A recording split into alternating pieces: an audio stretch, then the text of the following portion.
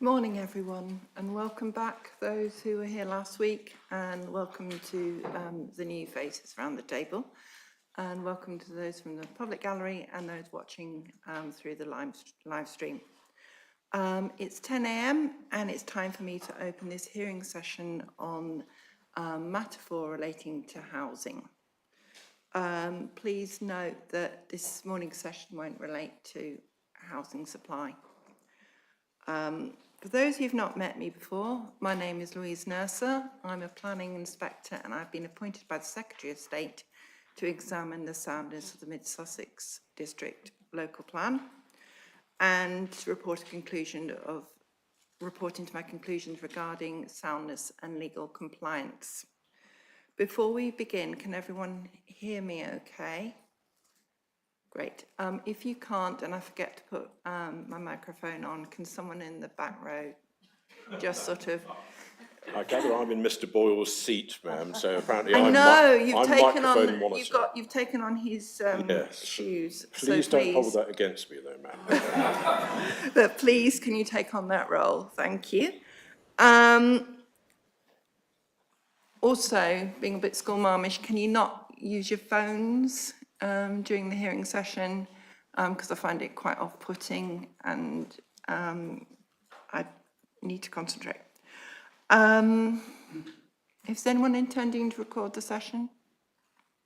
No. Okay. We'll now talk about, I'll just ask Charlotte to introduce the issues regarding emergency evacuation, if that were to be required. Morning, everyone. Just a quick note on fire safety procedure. So the building fire alarm is a continuous 2-tone siren. On hearing the siren, leave the building by the nearest marked exit. From the public gallery, leave by the stairs, do not use the lift.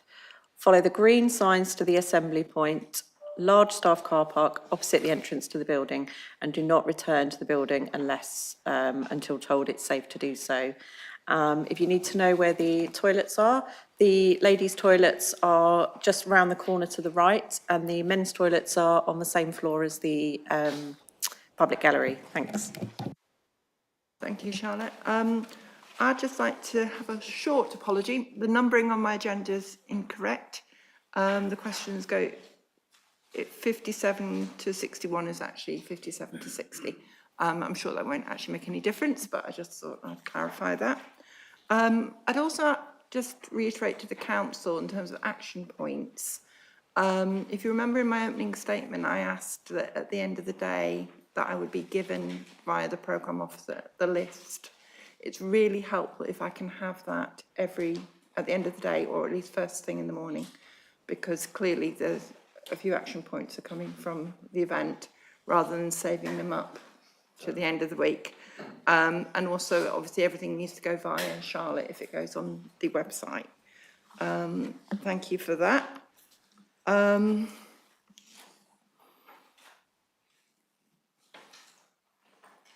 not 100% sure whether everyone's been following this event closely, i.e. last week, but I think it would be helpful before we get going if Mr. Marsh could set out the council's response to policy. Remember in the essay, we had that interesting discussion about DPH1, and you said rather than DPH1 being the approach that was going to be taken forward, it was actually DPH1 option 2. I think it'd be helpful just as a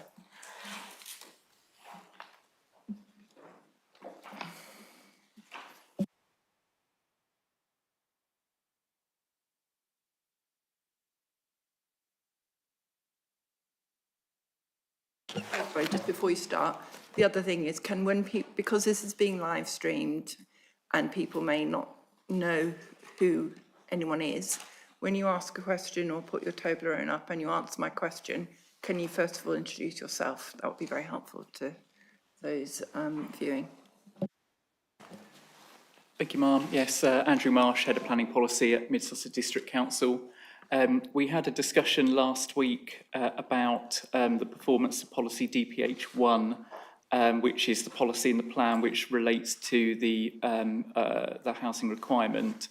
The sustainability appraisal at table B50, which at the bottom of the page refers to B80, looked at two different options for assessing our approach to the housing requirement. Option one was to meet the housing requirement calculated for mid-Sussex by allocating the most suitable sites. And option two was what was referred to as a high growth approach, i.e. identifying sites above and beyond the housing requirement. And there is a line on page B80 which says option one was brought forward as this was a more realistic option for the delivery of housing in the district. But we believe that should say option two, because what the plan is actually doing is identifying sites above and beyond the housing requirement to a degree. And in our submission plan, we say that's 996. With a modification proposed, that's 1,042. But we've also got an action point AP00B, which was the position as at January this year at Regulation 19 stage, assuming that we had to add on an additional year for the plan period, and that is an additional 310. So we've got 3 different numbers depending where, Ma'am, you conclude that the on the plan period and the point at which we are able to rely on any newer standard methodology data from this year as per our modification. Thank you, Mr. Marsh. Mr. Karkowski, I see you have your Toblerone up, but clearly the fact that the council has said this, to what extent it relates to what it's done, is something that we will actually be determining. Well, I will not using the royal we. I will be determining. But is there anything else that you wanted to? Well, only this, ma'am, and I hope not to overstay my welcome within the first 5 minutes. Yourself. But Sorry. my name is Christopher Katkowski, KC. I'm here for Fairfax. And I've been following this debate because I've been one of the people who have actually been watching this, bits of this examination on YouTube. And this is all about the stray sentence, the erroneous, in inverted commas, sentence in the essay on page B80. And ma'am, I just wanted to point out that in the District Council's paper H5, Housing Need and Requirement topic paper, which obviously you'll be looking at during the course of the day, at paragraph 81 on page 14, something is said that's flat contrary to the position as has been portrayed to you. So in that paragraph, it's very brief. It says, the essay notes that option one is preferred as it presents a more realistic option for delivery of housing within the district. That's the infamous sentence, if you like, and it continues. This conclusion was reached on the basis that there are insufficient suitable deliverable sites identified within the site selection process that would be strategy compliant to meet growth levels in excess of option one. So I'm afraid factually what has been relayed to you as the council's position just simply doesn't fit, not only with the essay, but also with their topic paper on the subject. So we'll return to this later on, but I must admit, when I was listening to this last week, I thought, well, that doesn't sound right to me. And when you burrow down into the council's papers, you see it's not right. It's simply wrong. Sure, we will delve into it. And as I say, when judging, when I'm looking at the plan, obviously I'll take into account how this all meshes together. But I thought it'd be helpful because there may be some people who weren't avidly watching YouTube who may not have picked that up. Okay, thank you. So I'll go in. Does the plan period cover an appropriate time frame for the provision of housing consistent with national policy? If not, what would the implications be for housing need? This is a relatively straightforward question, so if the council could respond, please. Madam, this is a matter we canvassed in part last week as well. As you've seen, when the plan was originally proposed, it was anticipated we would get to this stage a little bit earlier. 2039 would have been appropriate at that point, but as things have turned out, the timetable has slipped a little. We recognise that it should now be extended to 2040. There is a main modification which has been proposed which addresses that. I am aware that there are one or two people around the room who've suggested that it should go further and go to 2041, and you'll remember the discussion we had about that last week. It was premised on the uncertainty as to how long it will now take us to get to adoption, which in part, Madam, will depend on where you take us after here. And our response at the time was, well, it's difficult with a crystal ball to say yes or no to that. We just need to wait to see where we go. But we did note that in the discussion in that regard, when you asked us the question, you did point out that it would be possible to extend the period without necessarily needing, in NPPF terms, to identify additional sites in order to meet it. There's no requirement to meet your full need within the plan period. And certainly one of the concerns the council would have about extending to 2041 is if it meant that we were going to introduce even further delay into getting a plan. And you may recall, I said to you that we'd rather have 15/16ths of a plan than no plan at all. So to 2040, yes, certainly agreed. To 2041, largely in your hands, not pushing against it as long as it doesn't result in a further delay to the adoption of the plan. But we think 2040 is where we should be looking at the moment. Thank you. Can I just ask you to clarify what the impact would be in terms of any implications in terms of housing need? Going to 2041. 2040. Well, Madam, in terms of housing need, those are the two figures that Mr. Marsh referred to a moment ago. If you recalculate the figure looking at additional allocations that would come on stream in that last year at the additional windfall allowance, but you then also add on an additional year's worth of need, but put within that the changes based on the latest information in relation to affordability, the oversupply would in fact, I know this seems perverse, but statistically it works out, it goes up to 1042. You asked us to go away and look at that. Sorry, you're going ahead of me, really. I just wanted the simple basic, it goes to 19,741. That's what I'm just asking. Oh, I see, yes, Yeah. yes, in terms of, yes. Yeah. Sorry, Thank you Madam, very much, Brown. Thank you. I assume no one has assuming that we're happy with the assumptions that the council has made, no one would disagree with that calculation. Thank you.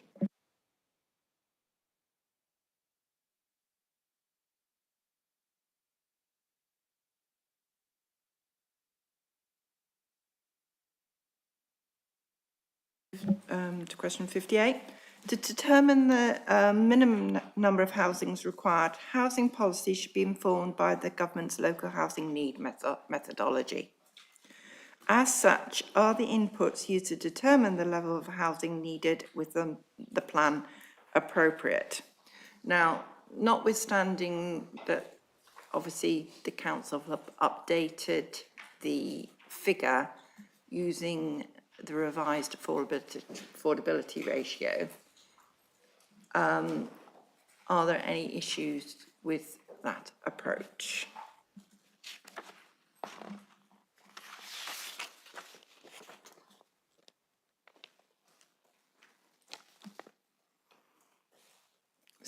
I take silence as being affirming that everyone's happy with that approach. We then move to the next question, which is, are there exceptional circumstances to suggest that an alternative approach be taken? If so, what are they and how would they impact on housing need? Is the Strategic Housing Market Assessment 2021 up to date and justified?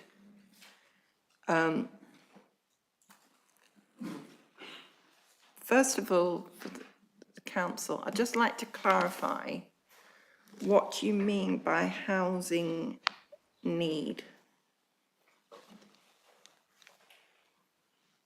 does it include is it purely the local housing need assessment, or is there additional? It is the LHN, Madam, which is what the standard methodology is directed at, which is what we understand your question 59 primarily to be about. The way in which the council has approached this, having regard to what the NPPF says, is that to the extent that unmet need of neighbouring authorities is concerned, that's not a matter that goes to the LHN or the need figure, it's a matter that goes to the requirement and the extent to which it can be met. That's the way we've approached it. And we believe that's what the NPPF tells us to do. Okay, thank you. Does anyone want to suggest otherwise?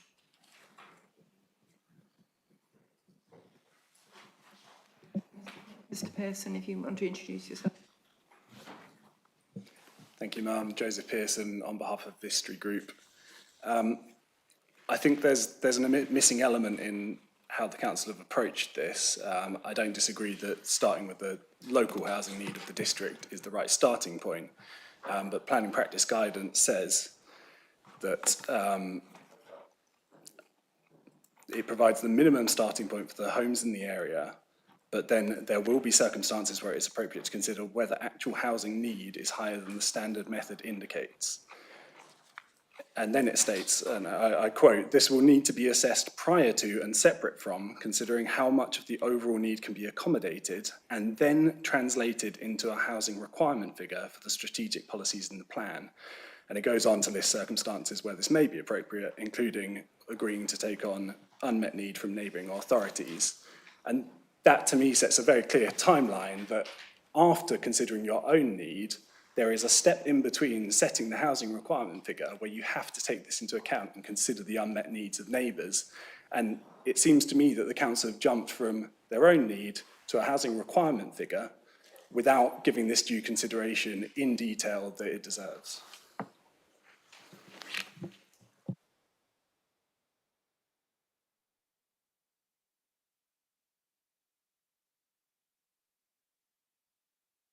I'd like the council to come back on that in terms of, Mr. Johnson? If you could introduce yourself, please. So Ryan Johnson representing A2 Dominion Group. I wasn't sure if you wanted to pick this up under the affordable housing question, but it's related to the point that's just been made about the adjustments to the minimum as well as unmet need. There's also, in our view, a downplaying of the affordable housing need. And I wanted to sort of delve into that, which I think our view was that the affordable home ownership element of housing need has been downplayed unjustifiably. Happy if you want to consider that now under question 61.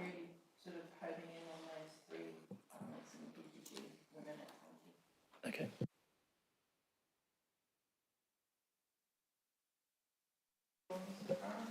Shall I start and Mr. Marsh can pick up if there's anything I've missed? You've indicated you're happy to deal with affordability elsewhere. You want to concentrate on what is on the issue of unmet needs. Out of the particular parts of the NPPF that we've got in mind, and I'm sure you're aware of this already, paragraph, sorry, I'm looking at the December version, I think it's 61 of the September version, 2023 version. In addition to the local housing need figure, any needs that cannot be met within neighbouring areas should also be taken into account in establishing the amount of housing to be planned for. And we read the words "to be planned for" as a reference to the requirement rather than arriving at the need figure. That's also reinforced by paragraph 66. We should establish a housing requirement figure for their whole area, which shows the extent to which their identified housing need and any needs that cannot be met within neighbouring areas can be met. But that's in the context of the housing requirement. So that's the first point. That's what the NPPF tells us, and we don't believe that the PPG Act is actually saying anything else. The second point is that if you were to go down the road of suggesting that our need should be or should include something for local authorities, one of the difficulties we have, ma'am, is what should that number be in circumstances? Yes, I understand that. I mean, that's a difficulty for everyone in the room, at the moment, isn't it, we don't potentially? have. But I'm just trying to clarify in terms of the housing need issue.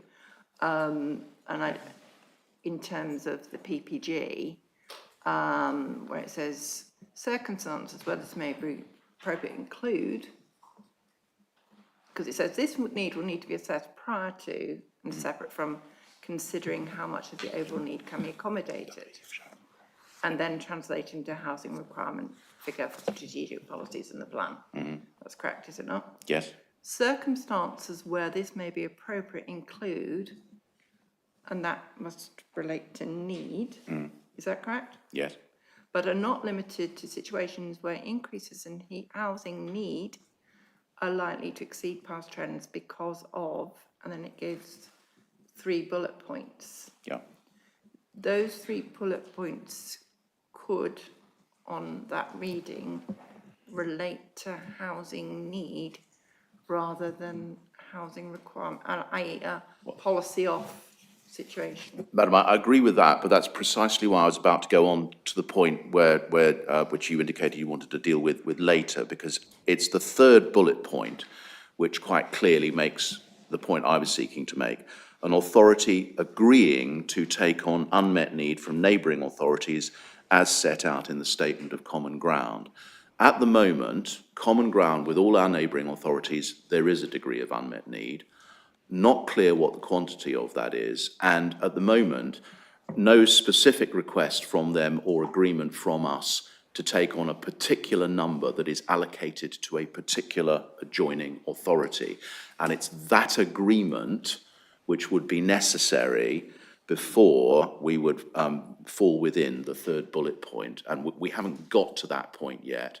And if I'm being candid about it, ma'am, I'm not sure bearing in mind what you know about the way we've gone about this, we can have discussion another day about whether we've maxed out the capacity, but our approach is that it is a capacity-led approach. There are still discussions ongoing about, for example, the rebasing to 2041, the implications that would have on Mid-Sussex's ability to meet its own need. There are people arguing today, we'll come to it later on, about buffers for Mid-Sussex, but not for adjoining areas. Until we have your views about that, or those discussions, we're not going to know what Mid-Sussex's own need is, and therefore won't be in a position to know what we've still got in the bank to offer other people. At that point, madam, by all means, if it needs to be added into the requirement, we can have that discussion.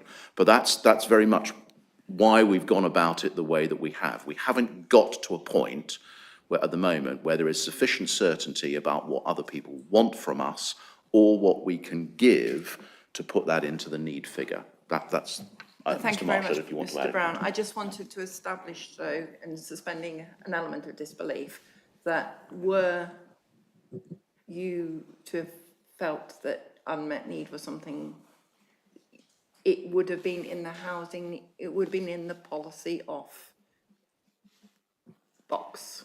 In a policy off box, there is certainly more unmet need than exists in Mid-Sussex.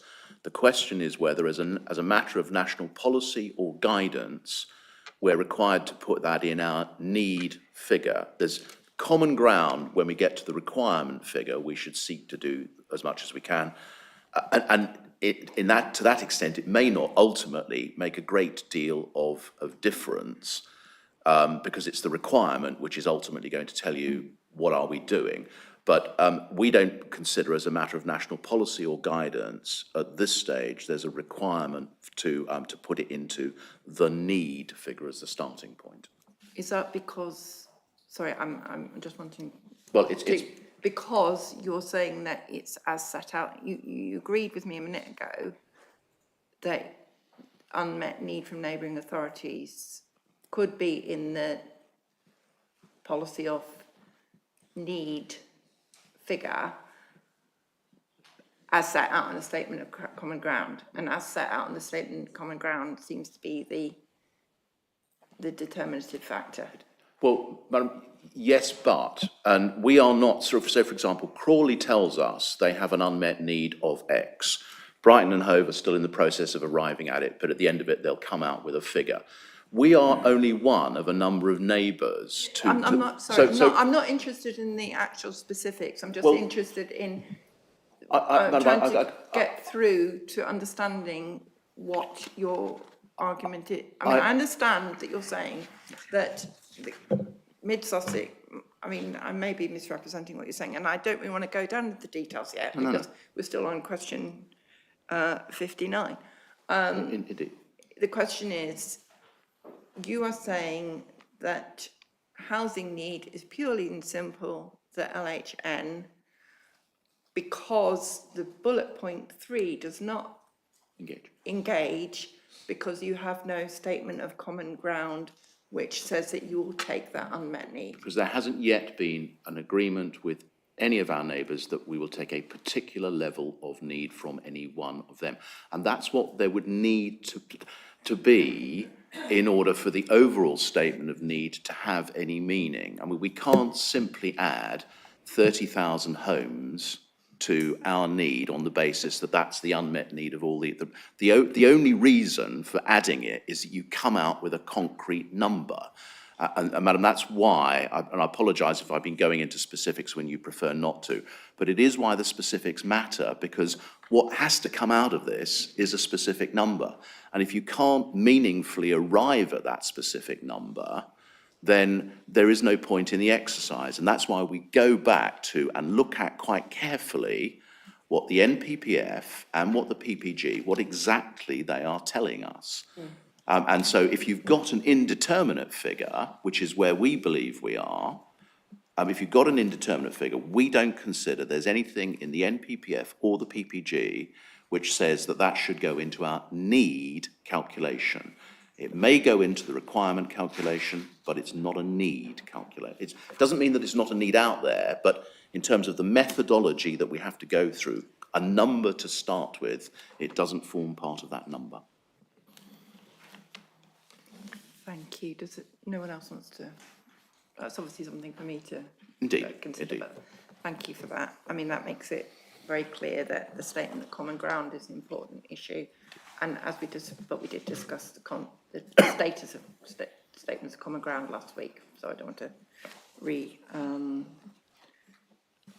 jig that. Thank you.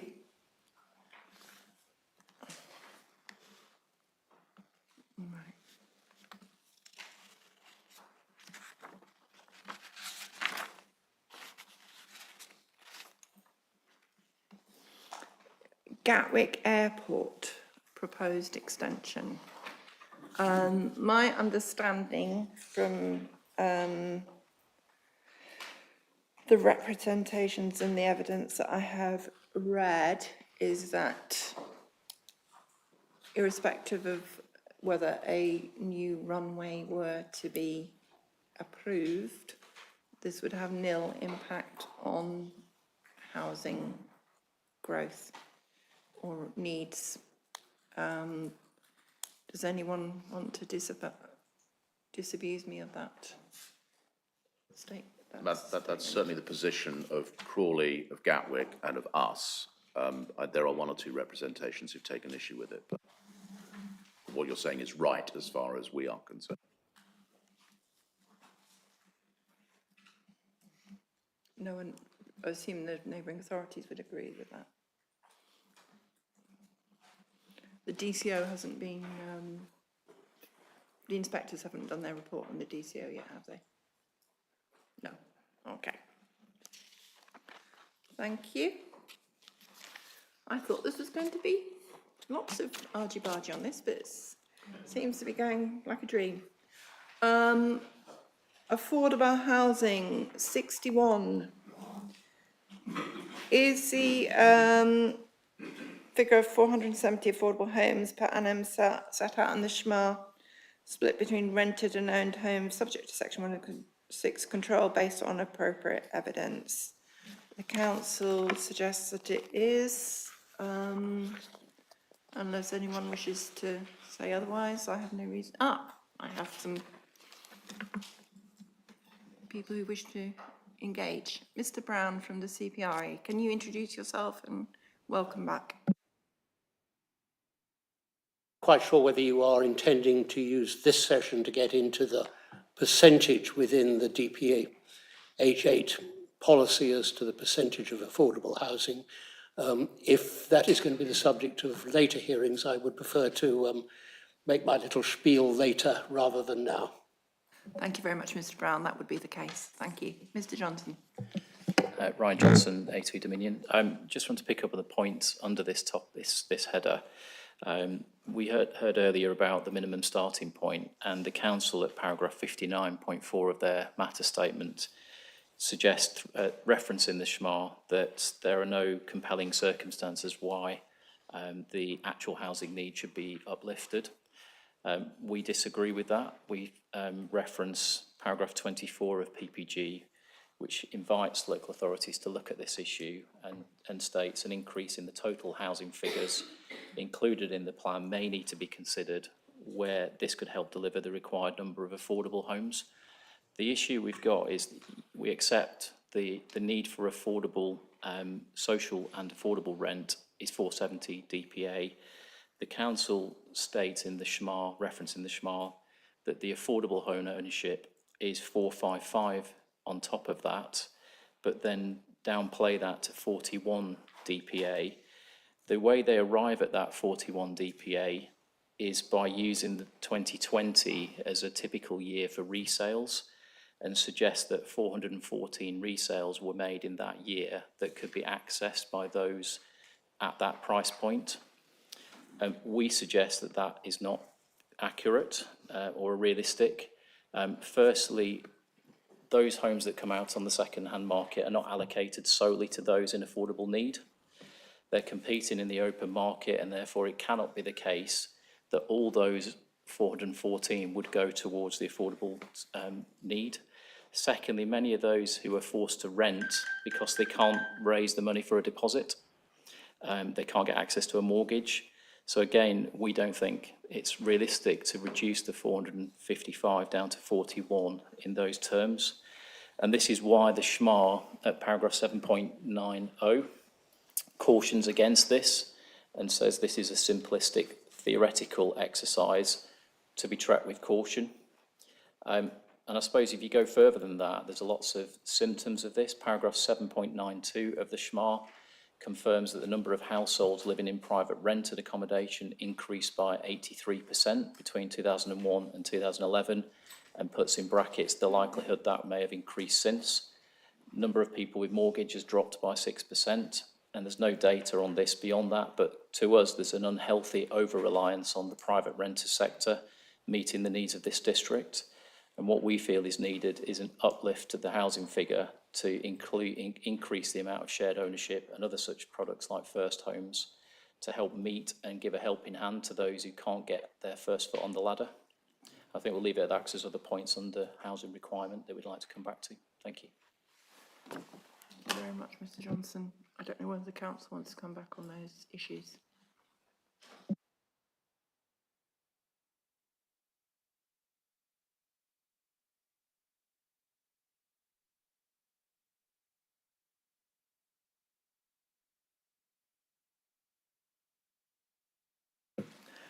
All I would come back on is our policy DPH8 in the plan. I know we might not want to go into specifics, but there is an approach in the plan which is the 10-year split, which we can debate, I presume, at stage 2 about the appropriateness of that 10-year split. But the 10-year split is there so that there is a mix between providing affordable rented, which the SHMA tells us there is a need for, and a split for ownership product.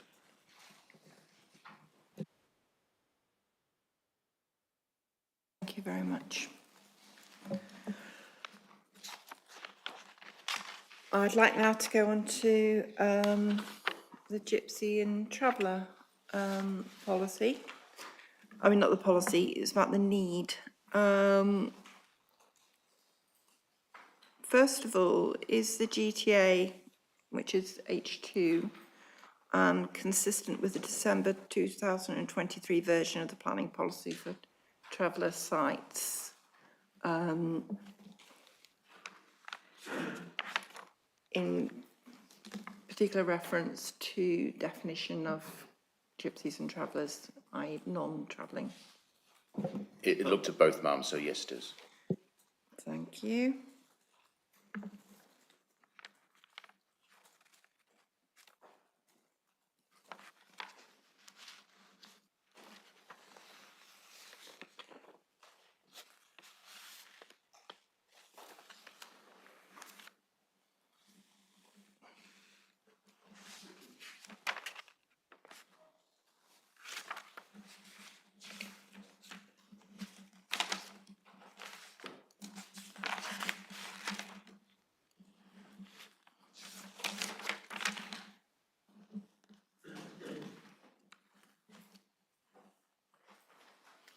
I'll look in detail at the wording of policies such as this at the stage 2 hearing session, but I note that it is not predicated as a minimum, which clearly, like bricks and mortar housing, that is appropriate.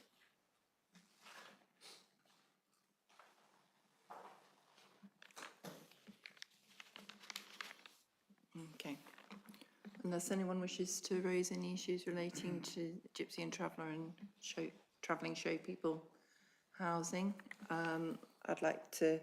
I know that the council tabled some main modifications relating to that, just to clarify the relationship, and I'm content to move on from there. Having parked the whole issue of whether the council has appropriately interpreted the planning policy guidance in issue with need on the basis that the emphasis that they place on statement of common ground and setting out a specific housing need figure from other authorities. Oh, sorry, I just want to talk about gypsies. Are there any potential considerations relating to unmet need for gypsy and traveller housing? Horsham, I think you may have some. Is that correct? If you could come in, please, and introduce yourself. Yeah, so Tal Kleiman from Horsham District Council. Yes, we have an unmet need of some 58 pitches throughout the period of our plan, which I think now aligns with Sussex's. Obviously, per our letter, I think of the 24th of November of 2023, we made that request to Mid-Sussex. And though we haven't agreed or nobody's agreed to meet our need, there are lines in our statement of common ground together about collectively seeking the opportunity to meet those needs. And that's the same as within our wider housing market area statement of common ground too.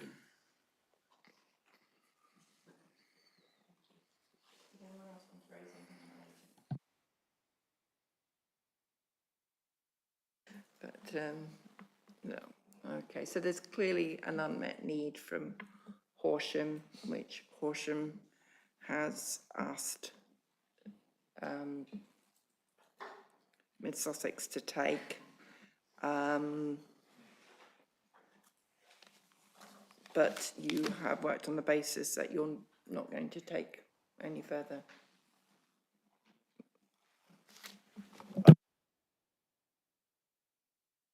Mr. Marsh. Thank you, thank you. It's the same conversation we had last week, I think, about unmet need in total, in that the request from Horsham was in was quite fairly, because of where their evidence had got to, was in November last year, and the conversation we had last week about housing need in total was that fell beyond the point at which the ink was dry on the our papers going to council, our scrutiny committee and council. So essentially for us, too late for us to be able to deal with that. But as Mr. Kleiman has said, there is reference to it in the Statement of Common Ground, and we reflect on the policies in the plan, which are an allowable policy should sites come forward and will be treated in that way.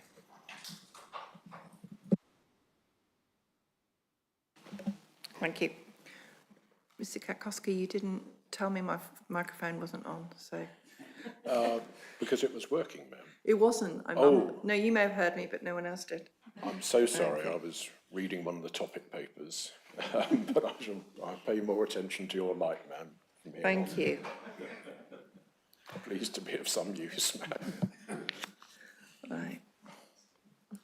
In terms of paragraph 64, is the identified need supported by robust and credible evidence base consistent with the draft guidance to local authorities on periodical reviews of housing needs for caravans and houseboats? The council said that that is correct, and I don't have any reason to disagree for that one. Okay. How about houseboat dwellers? You have no known current or historic demand apparently for that, so. It's a function of the lack of waterways in the district. Well, you never know, with a bit of flooding, who knows? Okay. Let's look at assessment, particularly we're on to 66 now.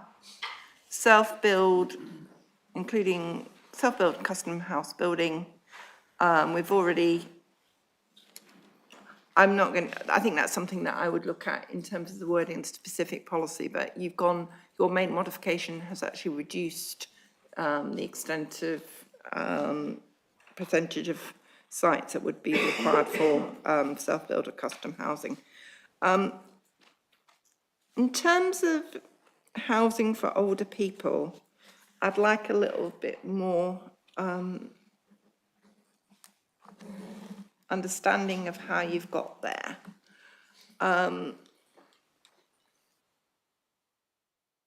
Plus or prevalence rate minus approach, is that correct?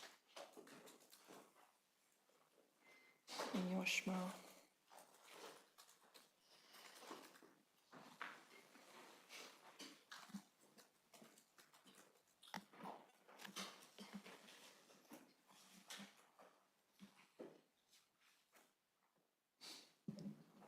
That's yes. So ICNE, our experts on this particular matter, have used that approach, I believe. Okay, can you explain why?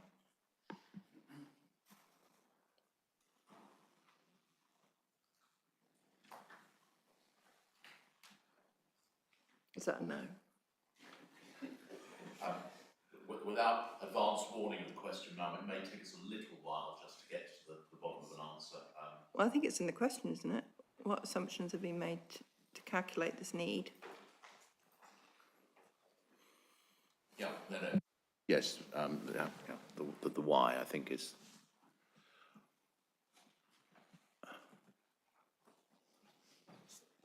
Well, with us, we don't have an answer sitting here at the moment. We might need to go back to ICNE in order to check with them. But in terms of, what we've done, we're clear about why we've done it. Okay, tell me what you have done, and if you could talk me through what you have done. And it seems to me do you know what a prevalence, it sounds a bit rude, I'm not meaning to be rude, and I do apologise if it comes over like that. In my case, it's an entirely fair rudeness, ma'am, but Mr. Marsh, I hope, is better equipped. Yeah.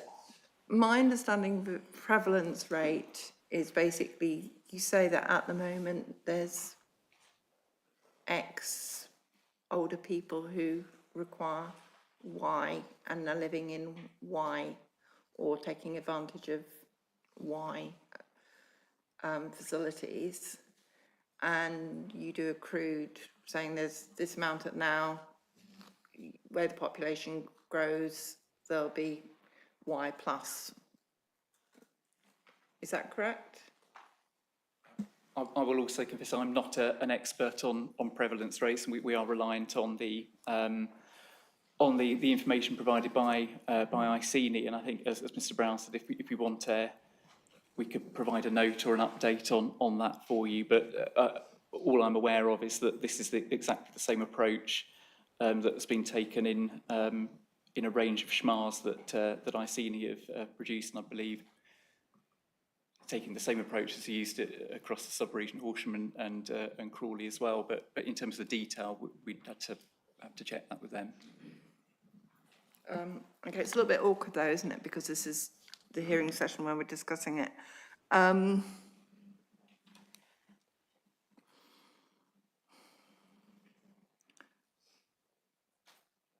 right. Does anybody, no one else has made any representations here, have they? I don't believe. Mrs. Bright, you look as if you want to say something. Do you want to say something? All right, okay, all right. Yeah. So perhaps on the basis that we're in the unfortunate position where you're unable to answer the question because ICENI are not here, an action point should be to set out why you've taken the approach, which is basically, as far as I can see, to use the prevalence rate, but then say because you've got a lot of fit people living around here, older people may not want to take advantage of discrete forms of specialist housing, and your policy as worded does actually reference need. Therefore, it's actually very important that I have an understanding of why you've done that, and I'm not particularly happy that I need to sort of defer it, to be honest, but I seem to have no choice in the matter. So, are you clear what I'm asking you to do, and can you understand where I'm coming from in asking that question, Mr. Marsh? Yes, that's Is it clear to you with the understanding of the implications absolutely of the approach? And thank you. Thank you very much.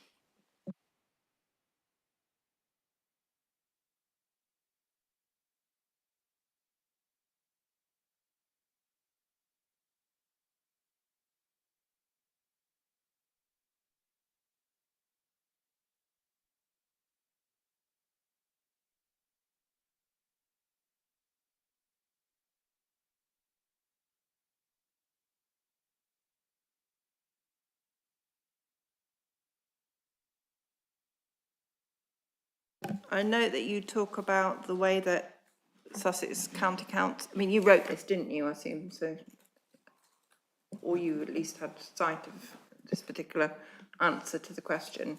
So in terms of the way that it's been put to me, both in local plan examinations and Section 78 hearings, that a council will have an approach to how they would like to see older people's needs to be catered for.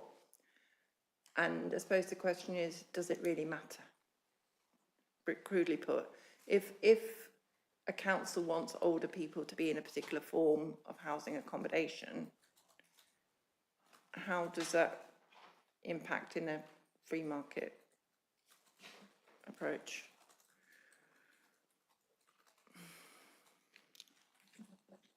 Ms. Marsh, able to respond to that?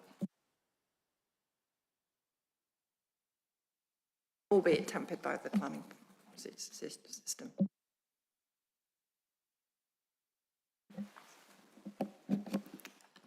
Natalie Sharp, planning policy, senior planning officer in the policy team.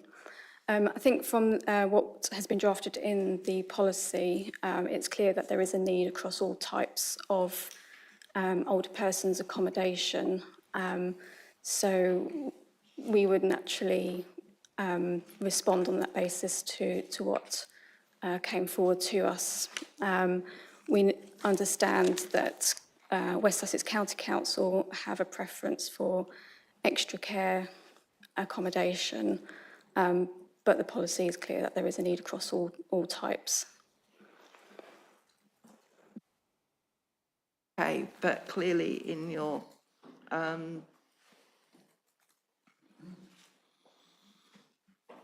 actual policy, you reference need, and you have not NA for 2 categories. Is that correct? That is correct. That is the evidence of the SHMA showing that there was no need for for residential care bed spaces or nursing care bed spaces. So unless when an application came forward with evidence that showed to the contrary that there was a need for that type of housing, then that policy is a starting point based on the SHMA. Okay, but that begs the question, is it appropriate for someone to have to demonstrate need for that type of housing? You don't need, if you're building for all forms, doesn't the PPG state that there's a critical need for older people's housing? Yes, and we don't dispute that there is a need. What we've presented in the policy is what the SHMA evidence is showing as a starting point, but it is generally a supportive policy for aiding the determination of planning application for whatever type of older person's need.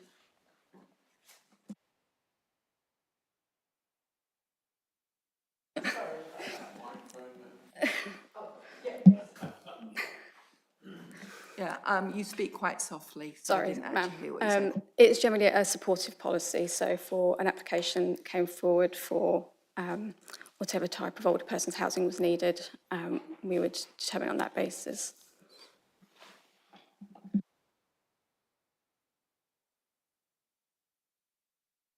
Perhaps that could be when you asked your consultants to look at the prevalence rate, perhaps you could also ask them to do a section on the issue of need for residential homes, etc., so that they can just clarify where they're coming from, because by having, as I say,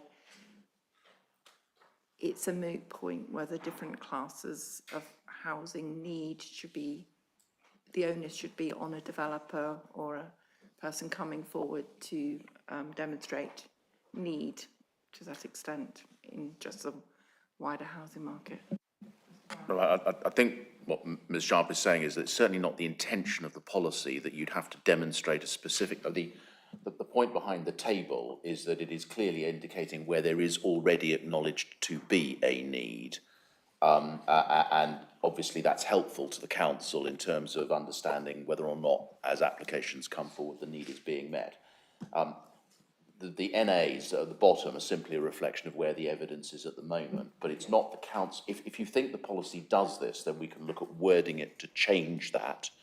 But it is not the intention that somebody should have to demonstrate a need in either of those last 2 categories in order for an application to be approved.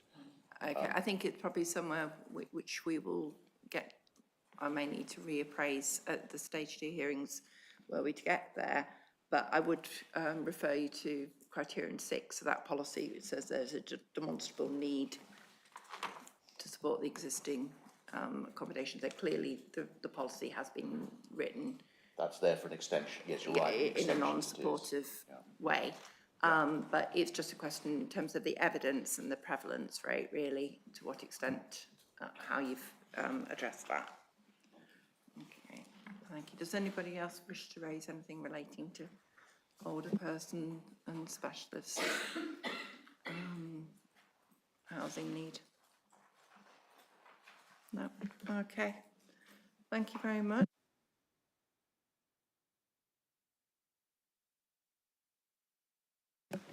Remarkably, I finished almost at 11, so I would like to adjourn the first part of this morning's hearing session, and can we reconvene at 11:20? Thank you very much, everybody. Thank you.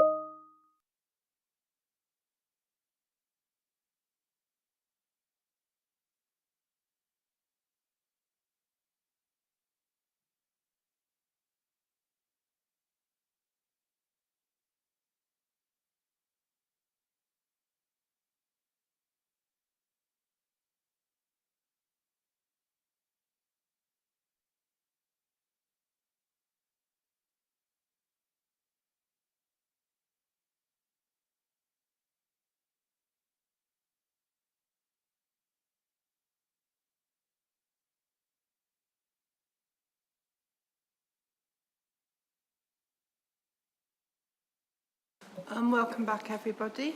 I'd like to resume matters, this morning's session relating to matter 6. I hope you've all had a nice coffee or whatever you like to drink. Okay, now let's get to question 67, which is a minimum housing requirement of 19,620, justified and consistent with national policy. On the basis of today, I understand that there is obviously the separate figure which the council has put forward for the 40-year, 2040. So we'll park that. It's really the principle of what is the status of 996 dwellings. No, first of all, let's go to is the minimum housing requirement justified and consistent with national policy?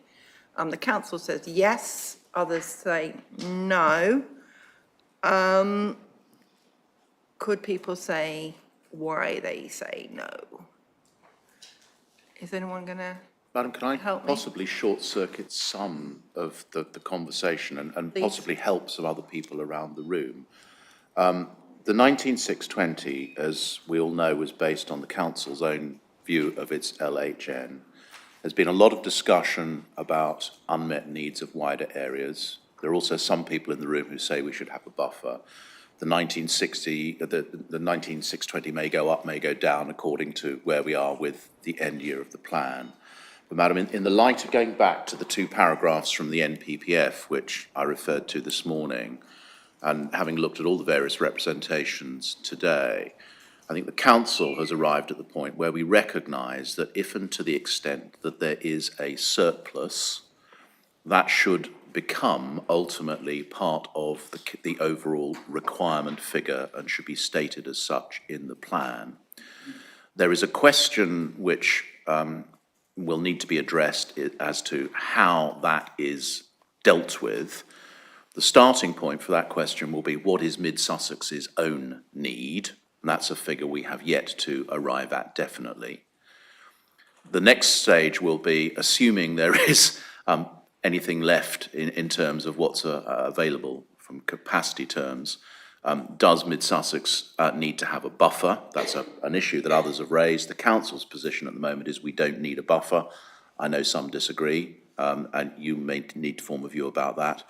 If the answer is that there is a buffer, then in reality, on a capacity-led basis at the moment, we think there's unlikely to be very much left over for unmet needs of other areas.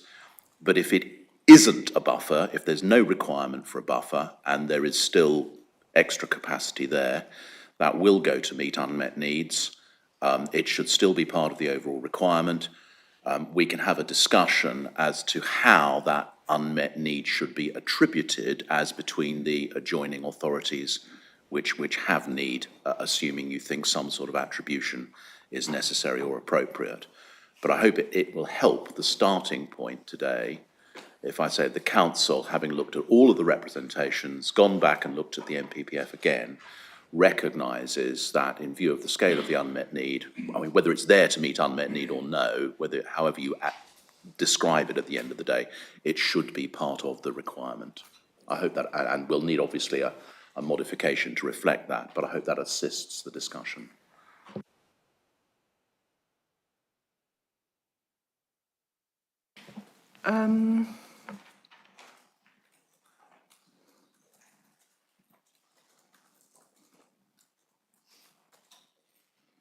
Well, it doesn't really, doesn't it?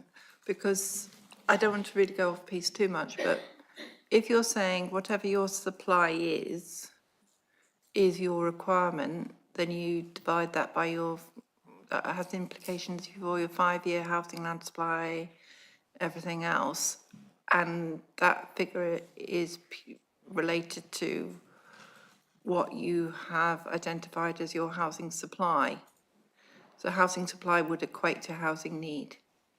Madam, at the end of the day, the requirement is, well, there are some authorities that have a kind of endless capacity to provide additional sites. We can have a discussion about the extent to which there is additional capacity in mid-Sussex, but the council's position, and you'll have seen this with numerous authorities, is this is as much as we can provide consistently with the NPPF. We can argue whether that judgment is right, but in other words, there is a limit to which we can meet adjoining needs. And it's at that point that the requirement is fixed, even though there may be a wider need out there. You reach that point because it's as much as you can do in a way that's consistent with the concept of sustainable development. So, but the question is, as we understand, well, the point I'm seeking to address is to the extent that that capacity is above and beyond the LHN for mid-Sussex, does the council recognise it should form part of the requirement? And as I've just indicated, having looked at all the representations that are made, we're now at a point where we recognise that it should. And people may argue about how we badge it. That's a separate issue. And ultimately, that issue may not matter a great deal for the council's purposes for the 5-year housing line supply argument. Once it becomes part of the requirement, obviously that then filters down into the 5-year housing land supply figure.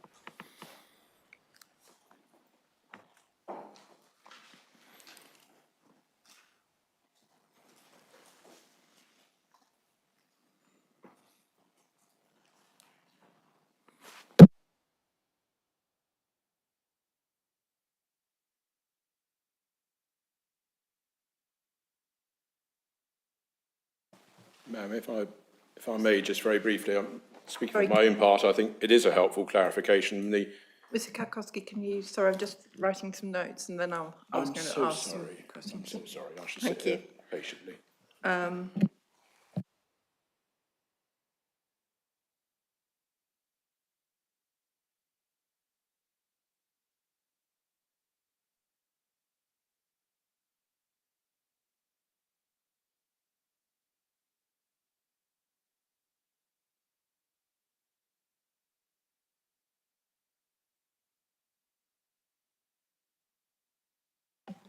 If you could introduce yourself, please.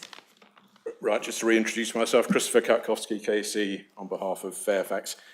So, as I understand it, my learned friend has just answered the last question in your question 67. Should this figure be included within the annual housing requirement for the district? Answer, yes. So that's helpful, but if I might say, because many people sitting here today have made that very point. Can I just ask one question of clarification, though? Because obviously in the plan, in DPH1, the wording is total oversupply for resilience and unmet need. And obviously we're going to have this debate about which and to what extent is it one or the other. But can I just have it clarified that whether it's resilience or whether it's unmet need or whether it's both of those two things, it should be added to the requirement? I'd prefer it if you didn't actually ask, you can make points, but if you didn't ask questions directly to. Well, it's a question of Yeah, it's a question for the council, isn't it? It is a question of clarification. And it is yes. a question, my understanding is that they've said it's for unmet need. At the moment, it talks about Everything. resilience which is the way also the explanatory text and it's the point that a number of people have alighted on, ma'am, is they say it's either resilience or it's unmet need, but it can't be both. And I think it's that point that we have taken away and reflected on and realised that there's some force in the argument. It should be, not least of all, because if it is unmet need, the Crawleys and the Horshams and the Brightons would like to know how much of it they can attribute to their area and go back to their own local plan processes and say, this bit has been dealt with. And so from the council's point of view, if it goes into the requirement overall, that's what we've got to do. I think we're relatively agnostic as to whether it should be resilience or unmet need. There are other people in the room who are arguing more strongly that it should be given one label or another. I mean, there are some people who believe we should have a buffer. There are others who haven't talked about that at all, but have concentrated entirely on unmet need. That's a matter, madam, where, to be honest, at the moment, the policy, as Mr. Katkowski rightly observes, talks about it being a bit of both. the answer may ultimately be a bit of both, but if that's the case, I suspect Mr. Katkowski would say, can we have a number as to how much is resilience and how much is unmet need? And we would agree that that would be appropriate. But the council can't answer those questions until we know what your view is about whether it's necessary to have anything for resilience. Should it be 5%? Should it be 10%? Is there a need for anything at all?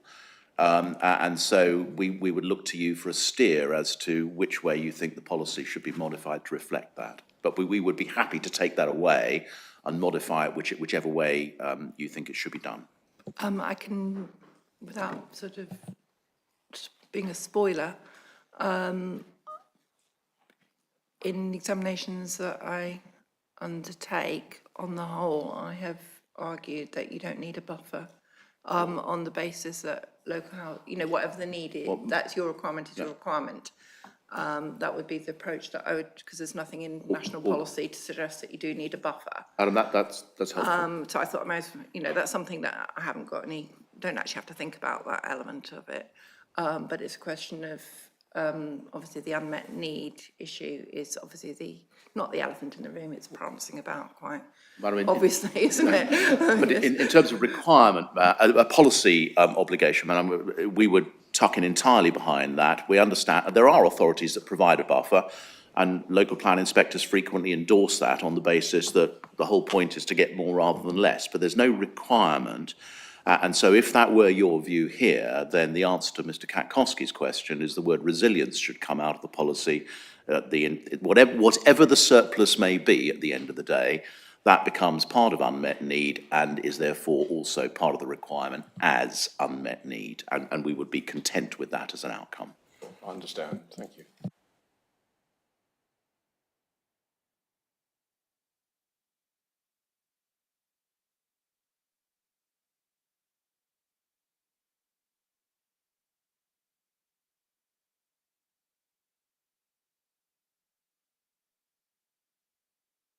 I think we're also conflating, are we not, this oversupply is purely, it's a function of what you've actually allocated rather than the requirement. So I think we have to be careful about that, because the requirement is old school 19,620. That is your requirement.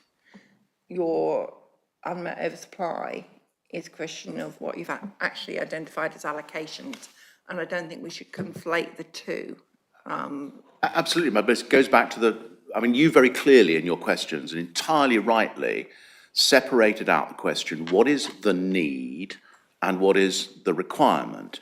The need is a figure which is basically demographic, it's policy off. The requirement is policy on. The council's position is we can go beyond our own needs and help meet some adjoining needs, but the extent to which we can do that is answered in a policy-on world where we've applied a series of constraints. People may argue we've applied them too stringently or wrongly. We've had that discussion in part last week. We can have it again on another occasion if need be. But at the end of that, in the policy-on world, you apply those constraints and come to a number which is what our overall allocations get to, and that then becomes the requirement, given the scale of the unmet need. And if we're right that we have actually maxed out what environmentally and in sustainability terms the district can deliver, then the requirement can't be any higher without giving rise to conflict with the NPPF.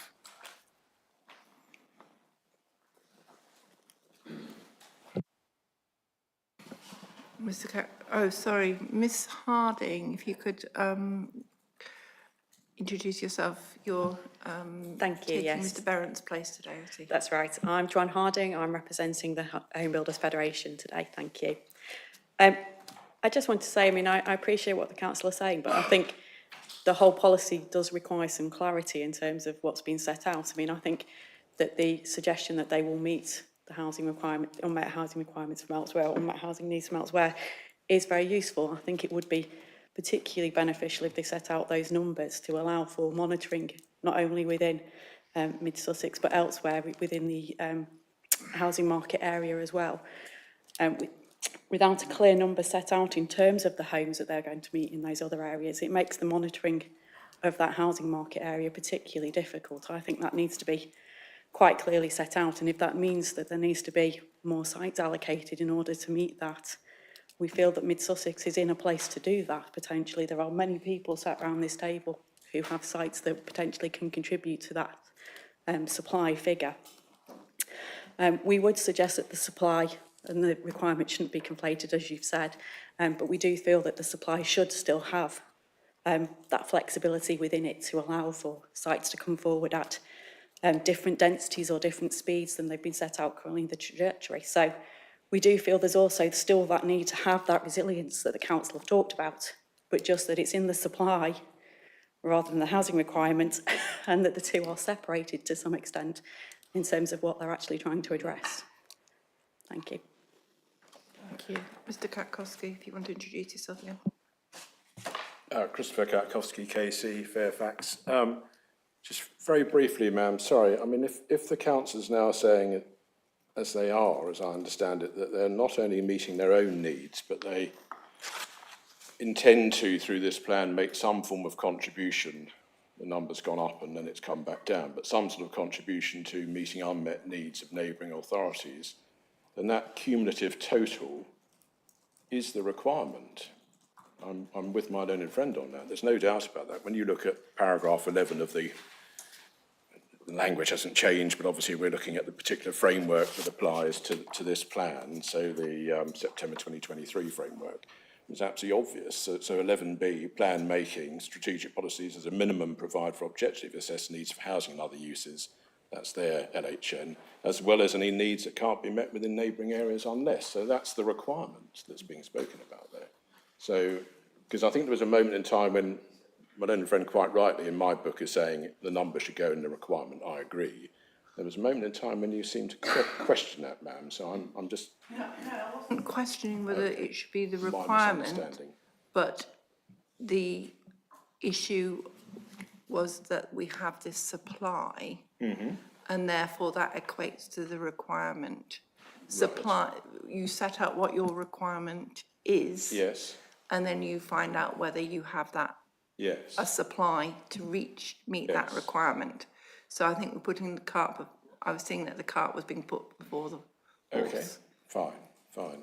I think that's... All right, well, as long as the idea of meeting neighbours' unmet needs is regarded as being part, whatever that number is regarded as being part of the requirement, then I'm fine with that. I mean, the fact that there's a magic coincidence between that and the supply that's been identified is another matter that we're becoming. But Madam, on your point about putting the cart before the horse, in my respectful submission, it's not putting the cart before the horse, because the requirement will be dictated by what is deliverable in sustainable terms. It is a policy on question. So you have to apply the policy, go through the I mean, it would be different if we had so many sites that we could meet all of the need, and then it comes a point where do you stop it? But in a world where the need exceeds what can be delivered sustainably, what comes back from the site selection process will be your requirement. That's not putting the cart before the horse. That's doing exactly what national policy tells us to do.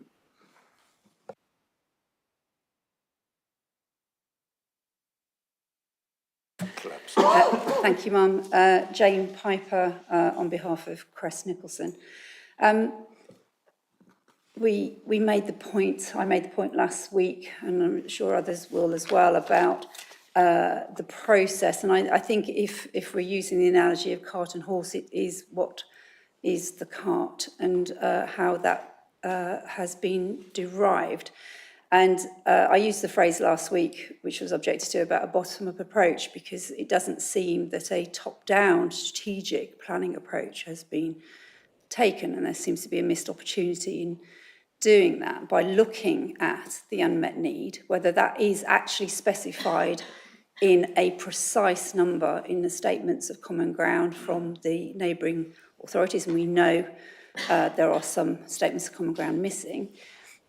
or whether the actual admitted number in a number of documents of the up to 40,000 unmet need that the council has referenced is a figure to be looked at.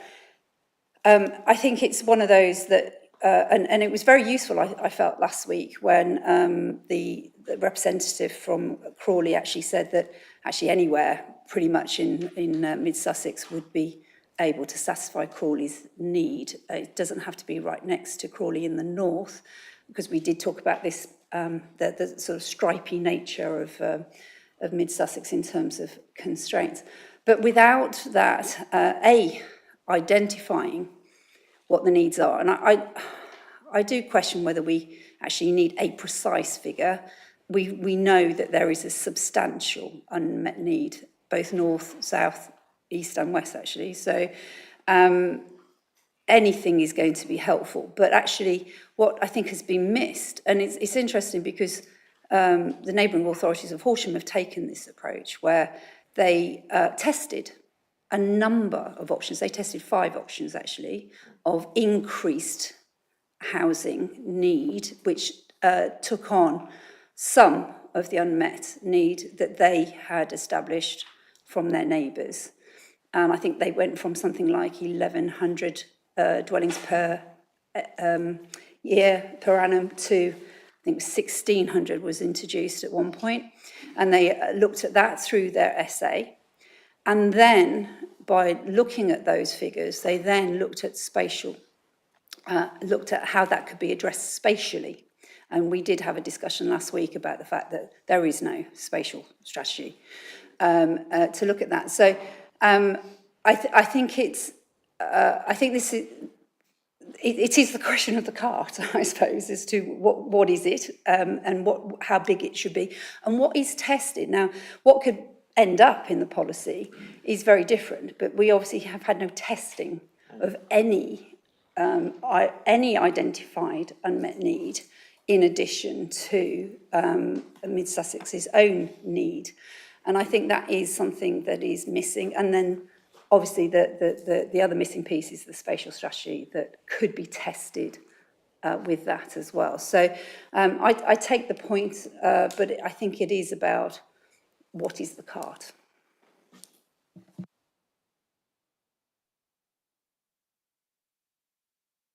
Harding. Sorry, and I just wanted to add to that point as well. We already discussed this morning in terms of the SA objectives and table B50 in relation to policy DPH1. And the council already suggested this morning that they felt they were already taking option 2 and felt, well, the SA objectives suggest that that's the more sustainable option in terms of going above the housing, the required housing need. And so obviously, as has just been mentioned, is the potential there for where they draw the line in terms of the housing requirement going above that housing need. And again, just the reiteration of that cart, where that line is. But obviously at the moment, the SA is suggesting that that is the more sustainable option, and it is the option the council have suggested they're going to utilise. Thank you. I'd like to sort of, not wanting to use these transport analogies to death, but can we park that cart for the moment? Because obviously, as Mr. Kakowski has pointed out right at the beginning, in terms of DPH1, there are some inconsistencies between what the council's now said its position is and what is actually undertaken. And obviously we need to really dig down on that. And I think I'd like to go through the rest of my questions and perhaps come back to that. So I'd like to, and if anyone if those of you who weren't here on the first day, if you think I've missed something at the end of the session, now's your time to tell me, so please don't let me go away and you feel that something hasn't been properly discussed or considered. All right, okay, this is this elephant, isn't it? Are there other considerations that are likely to drive an increase in the homes locally, such as any needs that cannot be met within neighbouring areas, namely the 30,000 dwellings of unmet need identified up to 2050 in the coastal West Sussex and Greater Brighton authorities, and the more immediate housing needs of Crawley, Brighton and Horsham, because this figure goes to 2050, the 30,000 one. The council states it's had full regard to its needs, and that full regard ended up with 996 houses at one point, and then 310 as the plan progressed, because that was the surplus. So I'd just like to ask the three representatives, yes, we do have three representatives here today, just to remind me of what their unmet need is, and just crudely put how much they think they'd like in an ideal world they would have liked Mid-Sussex to take, bearing in mind, of course, I'm aware that you've all signed a statement of common ground stating that the duty to cooperate has been adhered to. I mean, but we obviously had that discussion about the weight I take to it, etc. But, so Mr. Tremlett, if you'd like to introduce yourself. It's Steve Tremlett from Brighton and Hove City Council. So the context for us is we are a very tightly constrained authority. We have the sea to the south. We have the South Downs National Park fairly closely wrapped around the urban area to the north and to the east. And to the rest, the urban area sort of immediately runs into Ada district. So we have very little scope to physically expand the city outwards. Our adopted city plan part 1, which was adopted in 2016, set a housing figure of 660 net dwellings per year. And at the time, that figure accounted for only 44% of our objectively assessed housing needs, which in 2015 were 30,120 dwellings. That was about 1,500 per year at that point.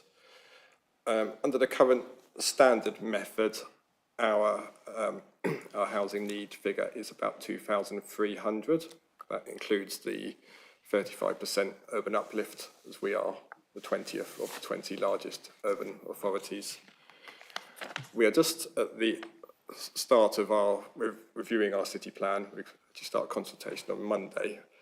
So that as part of that scoping consultation, we are looking for views on how we can maximise the delivery of housing in the city. So we don't have a figure for unmet need at the moment.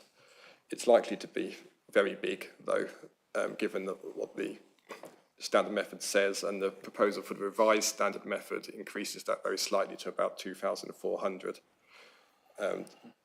We haven't managed to meet the 660 per year figure over the current plan period from 2010 till now, although delivery in recent years has been higher. It's over 1,000 in some of the years. So we have our housing delivery and housing permissions have increased, but they're still nowhere near the standard method figure.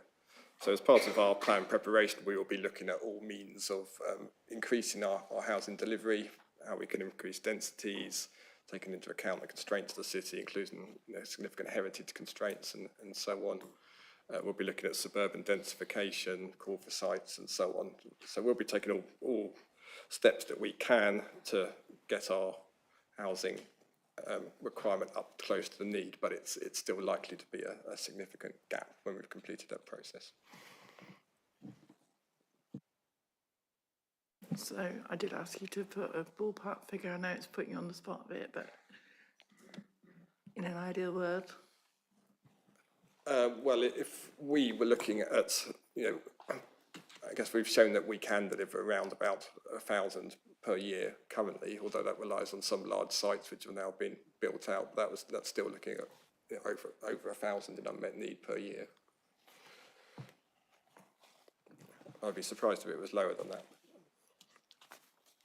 Madam, you did have a follow-on question, which is, first of all, what is the overall unmet need? And secondly, how much of that would they like Mid-Sussex to take? And the two things aren't necessarily the same, bearing in mind you've got other neighbours as well. But we do have other neighbours. All the authorities on the coastal strip, as it were, are subject to the same constraints that we are. sort of Lewis, Ada, Worthing, and so on. We obviously we wouldn't expect Mid Sussex to take our full unmet need. In the statement of common ground that we've agreed, we agree that the site selection process Mid Sussex have undertaken is robust. But clearly, we also dispute the sort of prioritisation of the unmet need, which they have historically pursued towards Crawley, because of the sort of the overwhelming scale of need which exists on not just us but the other coastal authorities, and the quite good transport links between Haverseas, Burgess Hill to Brighton. It's on the Brighton to London train line. It's clear travel to work area and parts of functional economic area and so on. Remind me, have you ever asked Mid Sussex to take any unmet need? Not as part of our current plan process, which we're just starting the review of our plan. We've flagged to them that the need is likely to be significant. We wrote a letter at the outset of their plan making process stating that, but we don't have a figure for what our unmet need is at the moment. So we haven't formally asked the question, can you take this? But it's clear in all our discussions and the statement of common ground that we've made Mid Sussex aware that it's going to be significant. Okay.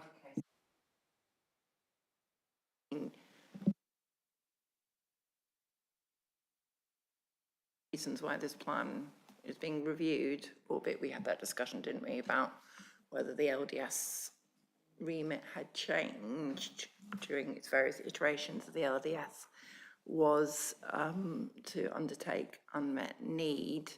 And Mr. Ball in his plan had said that the council were to work with other authorities to ensure that that unmet need was planned for appropriately. But in terms of your position is basically you've got 1,000 DPA of unmet need. Clearly you don't expect Mid Sussex to take it all, but it would be nice if it could take some. In a nutshell. That's fair, yes. So we haven't got a specific figure, but I think it's common knowledge in this, And it has been since. For some, yeah. How long has it been common knowledge? Well, since at least the point when we started preparing our existing city plan. How about your previous plan? Well, yes, during the previous plan, yes. Yeah, okay. Which was when? Our city plan part 1 was adopted in 2016. So since 2016, you've had an avowed unmet need in. Yes, since the duty to cooperate came into existence, it's been an issue for us. Okay, thank you. Mr. Kleiman? Yes, obviously a lot of this will repeat what we talked about last week, but our unmet need, and we identify this in our shared statement of common ground. Sorry, I only have our reference number rather than your examination, but it amounts to 2,377 over the course of the plan, which is essentially 140 dwellings per annum over the course of what I understand now to be Mid Sussex's plan period. Ms Piper before referenced that we have looked in the preparation of our plan at many options, including that which meets the needs of others, which is true. We tested options between 1,000 and 1,800, but obviously the position as is now,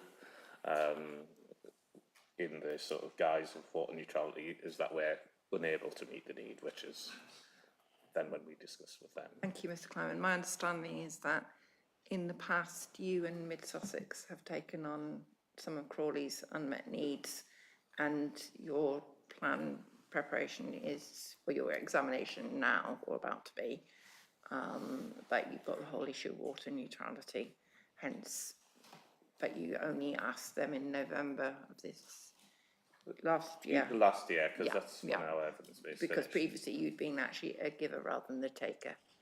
I mean, that's a very interesting way to put it. But yes, our last sets of plans, we combined essentially to meet Crawley's unmet need. Yeah. The there were no remaining unmet needs, I think, in our housing market area. Okay, thank you very much. I'm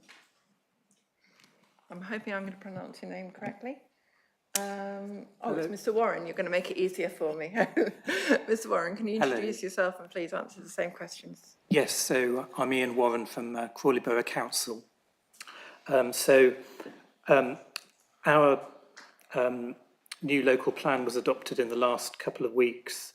So we had a total need identified over the period, so it covers 2023 to 2040, and over that period, we had an identified need of 12,835 dwellings and a supply of 5,330. So we had a supply-based housing requirement adopted as part of our plan, reflecting the constraints of Crawley in terms of being a settlement that's tightly bounded in terms of administrative boundaries with the issues of Gatwick Airport as well. So the unmet need arising was 7,505 dwellings, and those figures are the same as those that we submitted to the Regulation 19 consultation. That sort of coincided with our main modifications consultation. It's been evident over a longer period of time that Crawley has been generating unmet needs. So with the previous suite of local plans, the scenario was not dissimilar, although in that case there was a very roughly a kind of 50-50 split in terms of how those unmet needs were met between Mid-Sussex and Horsham. Now we're in a seemingly less favourable position in that Horsham District Council itself is identifying unmet needs. So the question is where, what alternatives do we have really? But at the same time, through the process that we've been through with Mid-Sussex, we, at a kind of strategic level, we understand that this housing market area has constraints, and therefore we think on that basis, we think there is a justification for the kind of prioritisation approach whereby, given the relationships within the housing market area, that what is able to be delivered over and above the needs of Mid-Sussex would be attributed within the HMA as a priority. And in that context as well, we're mindful that one of the strategic allocations is directly adjacent to Crawley, so the spatial relationships are particularly clear there, although as my colleague Ms Brigden was saying last week, we're not saying that Crawley's needs are incapable of being met in other parts of Mid-Sussex district. Okay, so thank you very much. But are you saying that the amount of unmet need that in an ideal world you'd like, or even in a reasonable world, you'd ask Mid-Sussex to take, is that which you raised in your Reg 19 response?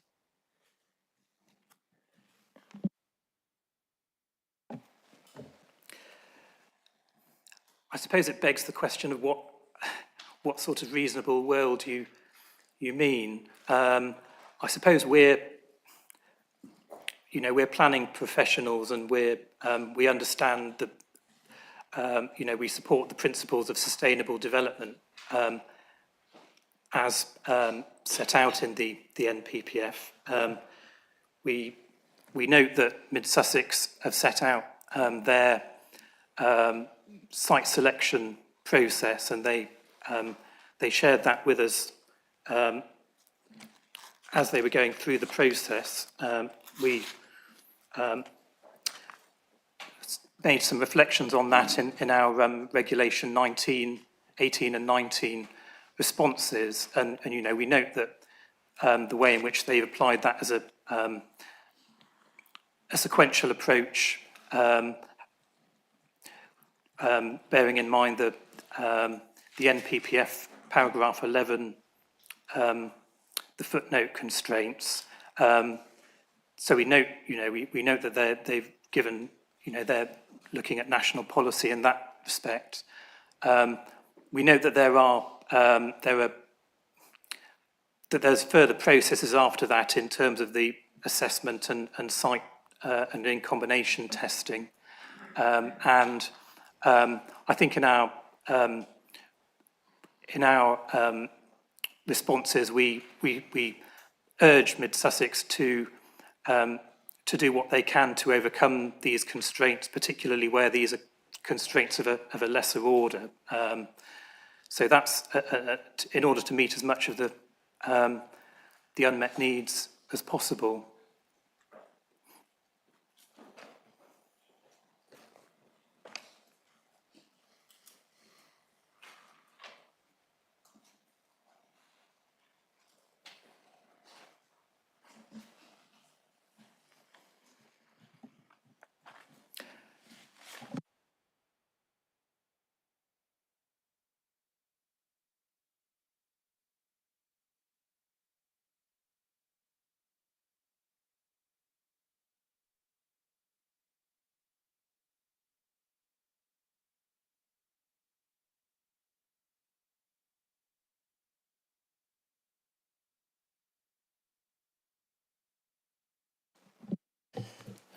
Ryan Johnson on behalf of A2 Dominion.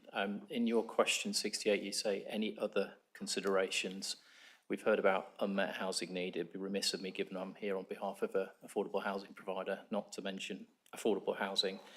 That need is approaching, as I said earlier, 900 homes a year, and we consider, the council need to consider that more seriously than they have done through the current plan.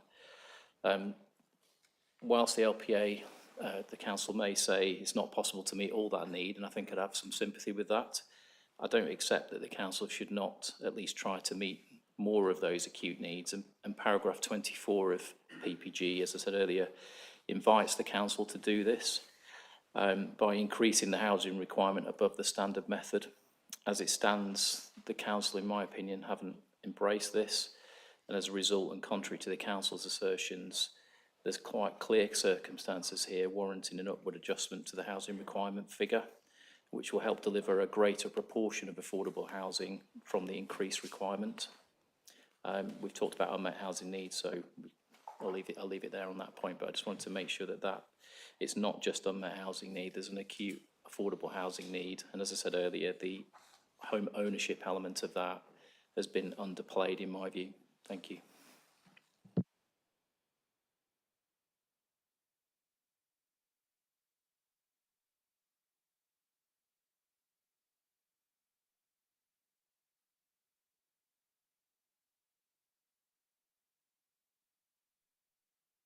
Thank you. I'm not going to, I mean, the council could come back, but I'm sure you'll say what you said previously, so. I don't think we have anything to add, ma'am, Yeah, so yeah, we won't thank take up time.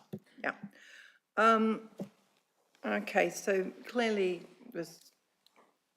no one disagrees that there's a lot of unmet need there. And as I said right at the beginning of the hearings element of the examination, unmet need is not just purely a academic exercise, it is actually people who require homes. And I think that's something that I will clearly bear in mind. So I then come to the next question. Are there any policies within the framework that protect areas of assets of particular importance that provide a strong reason for restricting the overall scale, type or distribution of housing with a plan area? Or would any adverse impacts meeting the council's OAN and the unmet needs of others significantly and demonstrably outweigh the benefits when they get assessed against the policies of the framework as a whole. My wording, as you no doubt will all know, comes from paragraph 11 of the framework. So it's significantly and demonstrably is the element that I would like to stress at that point. Mr. Brown from the CPRE, if you'd like to introduce yourself, that would be fabulous. Thank you. Thank you, ma'am. Yes, I'm Michael Brown from the Campaign to Protect Rural England, the Sussex branch.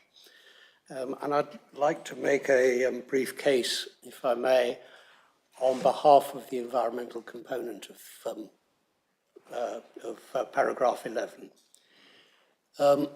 We recognise, of course, that there has to be a balance struck between the provision of new housing and ecology. We've heard that about the district's own housing need. We've heard that the unmet needs of surrounding authorities is both overwhelming and in its totality insoluble, I would assume. We've also heard the natural siren call from developers for more housing, whether it's dressed up as meeting some of that housing need from neighbours or resilience or buffer. But I think there is a case to be made that the district's capacity to absorb new housing is constrained both by infrastructure and environmental constraints. CPRE is not competent to talk about the infrastructure constraints. That's been discussed already during the course of previous days here. And it's shown that those infrastructure constraints are real and significant. As to the environmental constraints, Mid Sussex has put forward very little evidence on the subject, and I'm going to ask you to accept into evidence the 2014 capacity study undertaken on behalf of the council as part of their evidence base for what turned out to be the current 2018 district plan. It's document EP 47 in the 2018 plan evidence base. It's an important document, and it is still a relevant document. After all, environmental designations and so on don't change very much. And I think the evidence base, albeit from 2014, is substantially still relevant and should be taken into account and added to the evidence base and considered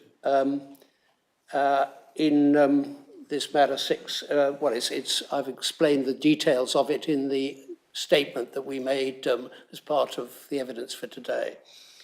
The district doesn't have unlimited capacity to absorb new development. We don't argue against Mid Sussex's housing target. It leaves no sustainable, suitable site off the table.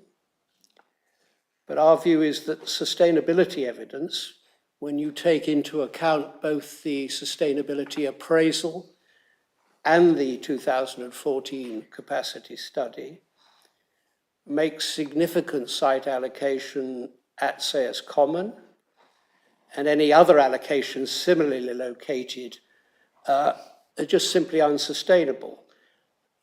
Those sites, as we've explained before, really should be treated under the sustainability appraisal as an option 3 site. It is not a site that is attached to, in any meaningful way, an existing settlement and wouldn't possibly form an extension to Sayers Common. It really overwhelms it and is a brand new settlement. And the alternative really should be considered of densification of the existing town centres, which is a sustainable option, not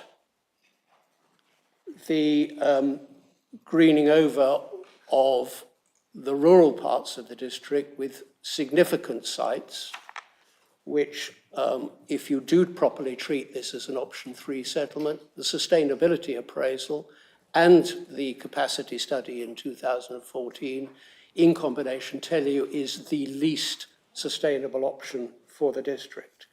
And this approach of recognising environmental constraints has very recently been adopted by the inspector of the Mole Valley District Council Plan, and he has accepted that in that case, a similarly constrained, environmentally constrained district only has to meet 80% of its housing need because of those environmental constraints. We think and say that Mid Sussex is in a similar position, needs to change the strategy towards densification away from greenfield development, and overall does not have the ability to accept a lot more housing, and that the council's calculation of its housing need and requirement is fair and reasonable, subject to that reallocation of priorities as to where the site should be. Thank you.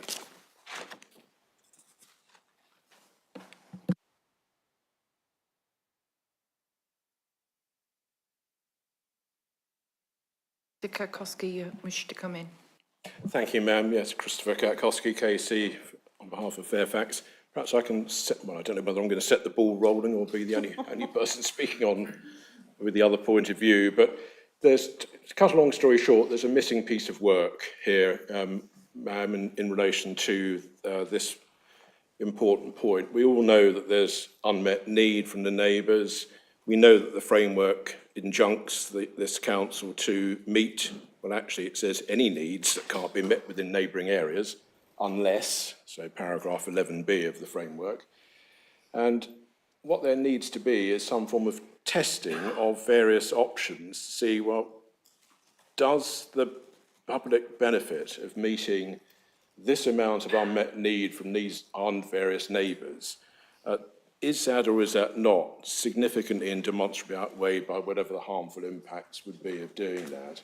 And when you look throughout the evidence base, what you actually find is this. You find a process where the council has, from the date of the submission plan, said we are in effect going to try to meet some of our neighbours' unmet needs. Originally it was 996 over the plan period. That then, for a moment in time, rose to 1,042, and that's now, with a potential extension of the plan period, come down to 310. But the basic principle that Mid Sussex wishes to meet some of its neighbours' unmet needs is established. The big question is, obviously, where is the testing to see whether they can't do more than that? And that's where you search in vain for the answer to that, because nowhere in any of the site selection assessment work or any of the topic papers or hearing statements do you actually find, for example, this, just to take this as a proxy, this approach being adopted. We, the council, have sieved out various sites where we think there's a strong reason for, not going to those sites. We've now come to 11B little 2, which is whether any adverse impacts of developing sites which have got through that sieving process would significantly and demonstrably outweigh the benefits. The benefits of what? The benefits of meeting, for example, 500, 750, 1,000, various options for how much unmet need from neighbours should be weighed against the harmful impact, whatever they might be, of developing various sites to contribute to meeting those unmet needs. Nowhere do you find that. Nowhere do you find the analysis set out that says, well, I'm sorry, but we really, really can't do a higher number than whatever the number of the day is, whether it's 996, 1042, or now 310. We can't do more than that because the harm is so great, it would significantly and demonstrably outweigh the benefits of doing another 500 for our neighbours, another 750 for our neighbours, another whatever else it might be for our neighbours. That piece of work is simply missing. It's missing in the sustainability appraisal, it's missing in the site assessment paper, because assertions are made about various inconsistencies with the framework if you go for any more sites, but nowhere is that vital step of saying, well, here's the harm, would that significantly and demonstrably outweigh doing another 500 for our neighbours or another 750 for our neighbours? Nowhere do you find that. That's the missing step in the analysis here. It's a missing piece of work which simply hasn't been done. I mean, basically, the contribution of Mid-Sussex intends to make to its neighbours' unmet needs is just a leftover number. It's just whatever the number of the day is that falls out of the maths. It's not actually thought through and analysed at all, as it should have been under the framework. It's just whatever's left over, and that's completely the wrong approach. So that's what I wanted to say just in a nutshell. There's a piece of work which needs to be done, and frankly, we would invite you obviously to say to the council in due course, there is something you should have done, you haven't, and you really should do it. Kowski. Mr. Johnson, you wanted to come in again? Ryan Johnson, A2 Dominion. We'll repeat the points I've just made because those are the majority of points I was going to make, but just to add to that, the previous local plan, I felt, as we've heard today, did tackle this issue. They looked at the unmet needs of Crawley and worked together.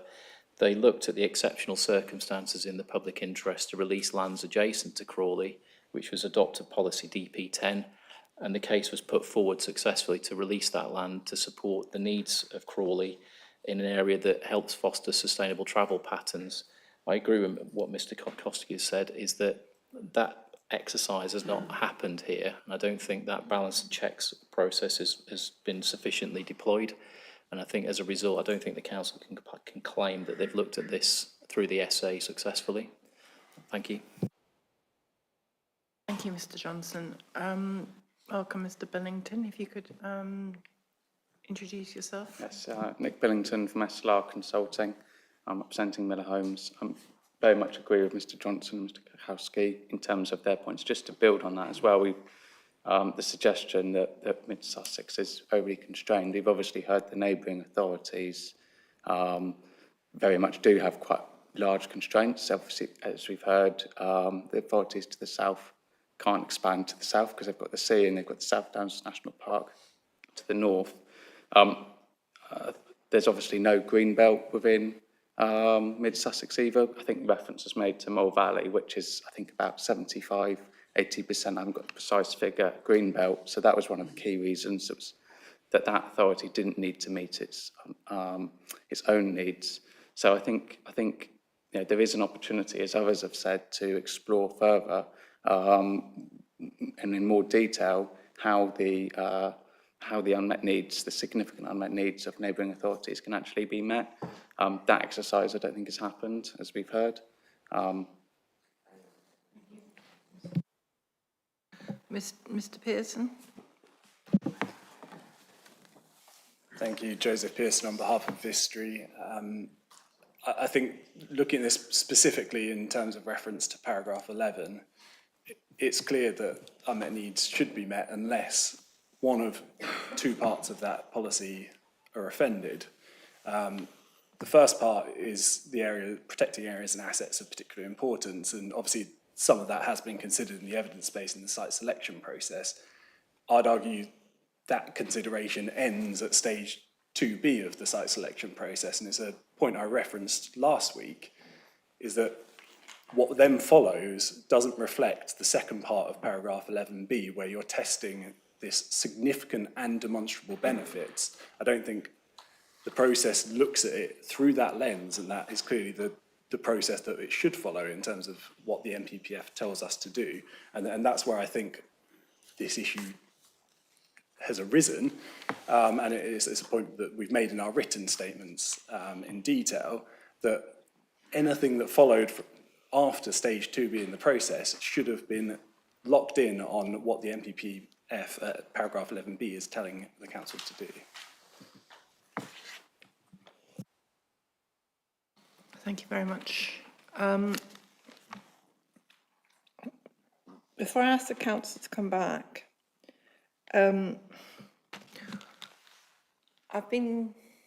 sadly, I do actually think about this quite a bit. In terms of, to what extent does the quantum of housing of unmet need relate to the other side of the issue of whether significantly and demonstrably outweigh the benefits? So if you had a quantum of 10 houses of unmet need from a neighbouring authority,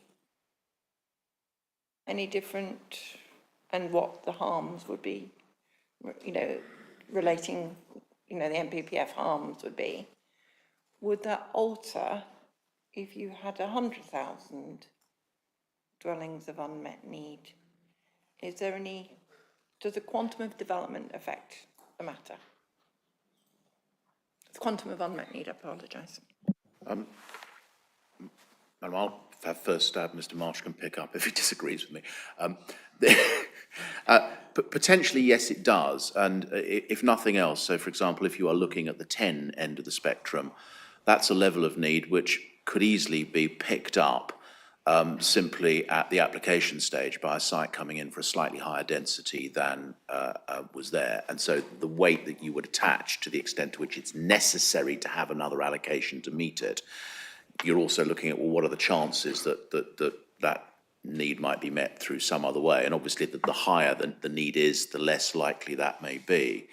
But there's also a question about the way in which you look at this in terms of sites, because if you've got a site, if you've got a need of 100 or 1,000, you attach significant weight to that. But if your application proposal is only for a single dwelling, and Madam, I don't know how you've dealt with this at Section 78 in the past, but there are plenty of inspectors' decisions which have said, well, it's only making a very small contribution, and therefore I'm not going to attach particularly significant weight to it. It would be different if you had a very significant need and a site which was capable of meeting a significant part of that need. And I think at that stage, the scale of the need would obviously have a bearing, but the scale of the site might also have a bearing on the extent to which you could mitigate some of those needs by, for example, rejigging the detailed application. That's why when you look at the strategic allocations in this plan, it's why allowance has been made, for example, for the extent to which heritage concerns or flood risk concerns could be addressed at the detailed stage. So there's greater scope. The larger the site is, the greater the scope there is for mitigating the impacts, but also the greater the chance it's going to meet a larger part of the need. So the short answer to your question is yes, but there is a but that goes alongside it at the same time. Sorry, I think I sadly may have switched off at that during what you were saying. I do apologise, Mr. Brown. Get Mr. Marsh to answer next time. No. But my understanding was I was asking it clearly not in the context of Section 78 application. I'm asking it in the context of you choosing when my understanding of your approach has been that you've tried to look at all these sites on a policy of this. I mean, I'm not saying whether you necessarily have done this, but this is your argument, is you've looked at all these sites, policy off through the SA, housing requirement not being an issue, but obviously policy on in terms of MPPF harms. And you come up with a figure of housing that you say that you can provide in mid-Sussex, yes? Right, so my question is, if you if you said, yes, we're going to only allow X houses through, we know that there's an unmet need of 10 houses, we're not really going to worry too much about that unmet need. Because it's a balancing. It's not a balance though, is it really? That's what I'm trying to get my head around, is it's tilted towards bringing in the additional housing needs because you've got to significantly and demonstrably outweigh the benefits. So if the benefits are for a large quantum of development, how much onus do you put on that larger element of development? That's what I'm really getting my head around. And have you done that?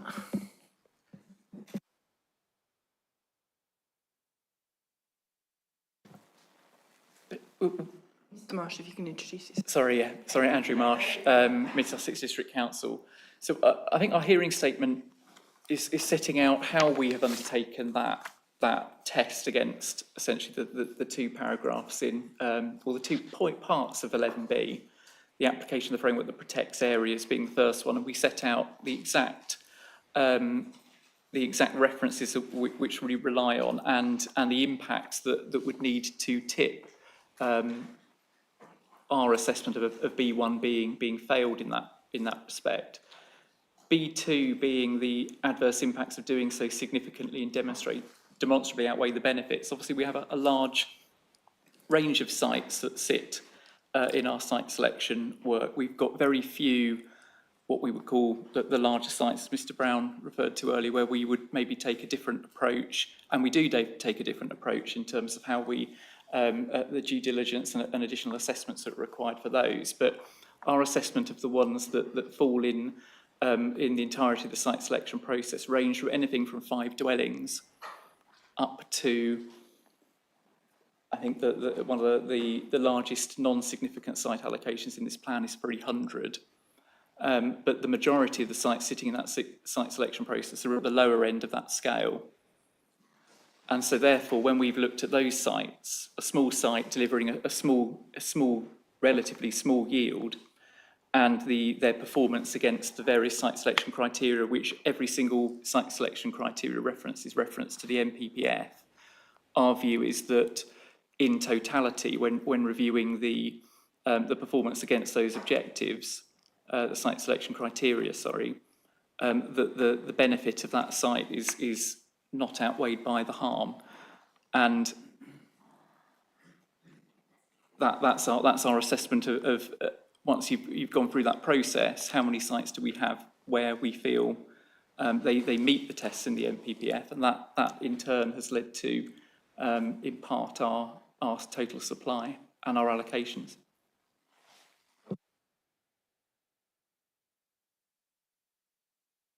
I just drill down, as I say, it's coming to the witching hour, isn't it, when we all need food, but where has the issue about unmet, you're taking each of these sites in isolation, are you not? Are you taking all the sites in isolation? Yes, so each site. In site selection process. Yeah, each site in the site selection process has been considered, you do or die on the framework. So you've said, yes, you pass go or you don't pass go. So in terms, and that, an amount of housing that's come through your assessment is the housing that you have in your gift, potentially subject to the LHN, any access to that is in your gift to provide any unmet need, which we know is out there. Yes, that's correct. But where have you, but you said it, but my question was, if you know that there are at least sort of whatever figure it is, but it's in thousands of unmet need out there, where have you done that balance to suggest that it significantly and demonstrably outweighs the benefit of providing a home for people who do not have a home? Madam, I think that comes back to the point I was probably rather clumsily trying to make, that in broad terms, the greater the need, I mean, any level of need is important, but the greater the need, the more significant it is, the greater weight you would normally attach to it. But you can't divorce that from the extent to which a particular application is likely to meet a need. So if I take just as an example, a site at the smaller end of the scale, which is only going to provide 5 dwellings, let's assume that there is some heritage harm that is associated with that, less than substantial, but still heritage harm. Now, in the balancing exercise you would carry out at that stage is not there's a need of 1,000 houses. You would be looking at, is the heritage harm outweighed by the 5 homes that this site is likely to deliver? And you come out with a conclusion on that. If that site was capable of delivering 100 homes with the same level of heritage harm, you would attach greater weight to that 100. And the answer that you may come out with at the end of the day would be, yes, actually, this is a site that is worth bringing forward, because the benefit that will arise from delivering this site will be greater. Even though ultimately the heritage harm may be similar, although with a larger site you may be able to mitigate it more easily. But inevitably, if this site is meeting a need for 100 homes, that gets more weight than a site that is meeting a need for 5 homes. It's not that the 5 homes doesn't get any weight at all, but in the broader scheme of things, it's less significant. It's more easily subsumed in the variations that you may get on other allocated sites. Thank you very much, Mr. Brown. Mr. Warren, you had your toe blown up, but you've put it down. Does that mean you no longer wish to speak? Yeah, it does, ma'am, thank you. Good, thank you. I don't mean that, sorry, you don't. Take that personally. Ms. Piper. Thank you, Mum. I'm not sure if I'm doing this in the right order, but I sort of wanted to make the point about how this relates from a large strategic planning perspective to the choices that have been made in terms of spatial placing of sites and the consideration of them. Because I do wonder, and again, it would have been useful to test in the essay as to if there was a different strategy, for example, to look at, and again, I'm going to use Horsham as an example. One of their options they looked at was their higher category settlements, and sort of a more focused, I can't remember the exact wording, but basically one of the options was a more focused approach to their higher category settlements on the basis that they are naturally more sustainable. And I'm just wondering, particularly in regard to my interest, which is at Haywards Heath, which is a train station, which we're here, it's obviously highly sustainable category 1 settlement, and yet proportionally has a relatively small amount of allocation, despite the fact that there were a lot of sites put forward around the settlement. But without the strategic harm being considered of the settlement against the benefit in its totality as a settlement, we're not in an equal position. For example, for that we were talking. We're just talking. I mean, I'm just trying to get my around the figures, really. Oh, okay. I mean, not the spatial. Okay. We did discuss the lack of a spatial strategy last week, and I think as an action point, the council is going to actually one of its tasks is to find one. Mr. Kirkowski, you want to come in? Just very briefly, the answer to the question you asked my answer to the question you asked the council a while ago, sorry, Christopher Katkowski, KC, Fairfax.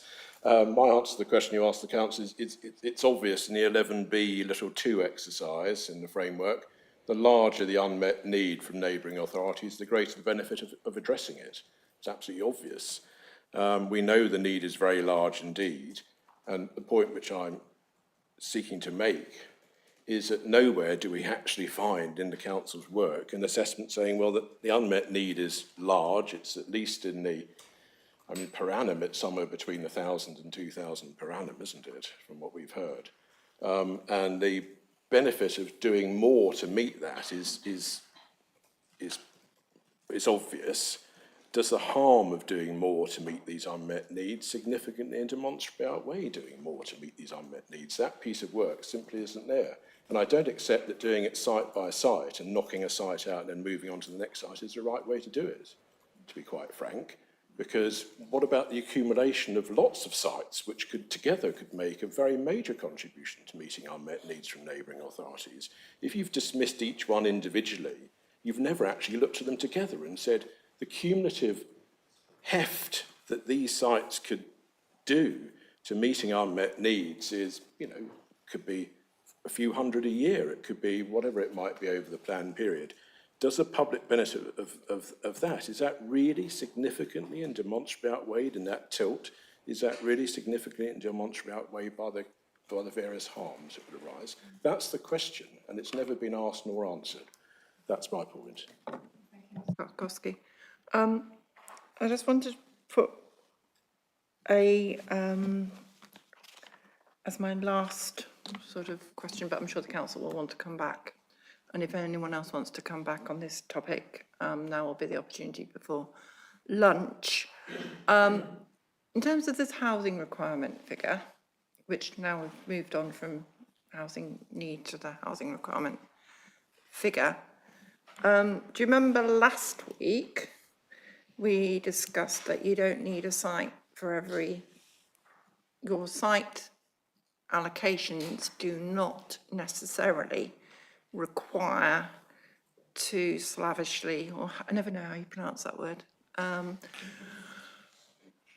Is it slavishly? Yeah, I think it is slavishly. Yeah, my brother-in-law said I once spoke as if I'd read books rather than knew how to speak. But anyway, that's by the by. Let's ask Mr. Boyle. Mr. Boyle would be the authority on this, I think. Yeah. As opposed to lavish. Okay. So I've learned something today. Yes. On the basis that one doesn't need to slavishly provide one house within a site allocation to meet one's housing requirement, has the council considered having a higher housing requirement, but one which is not reflected in housing allocations? And would that be a legitimate approach moving forward?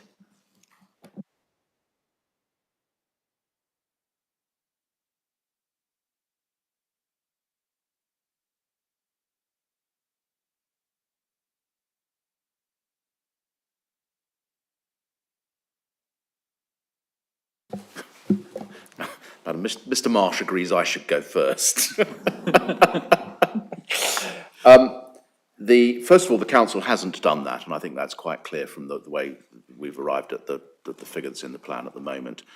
As to whether you could or should, I think the only point that Mr. Marsh and I would discuss is that there is a danger in doing that in a world where you haven't, as it were, tested the sustainability where it will take you. And if at the moment the work is indicating you are potentially already up against the buffers of sustainability, you're in danger of running into conflict with the NPPF if you were to allocate more sites, then you shouldn't create a rod for your own back, which is going to force you to do that as part of a 5-year housing land supply or an argument on a Section 78 appeal, if it's going to drive you towards solutions that are unsustainable.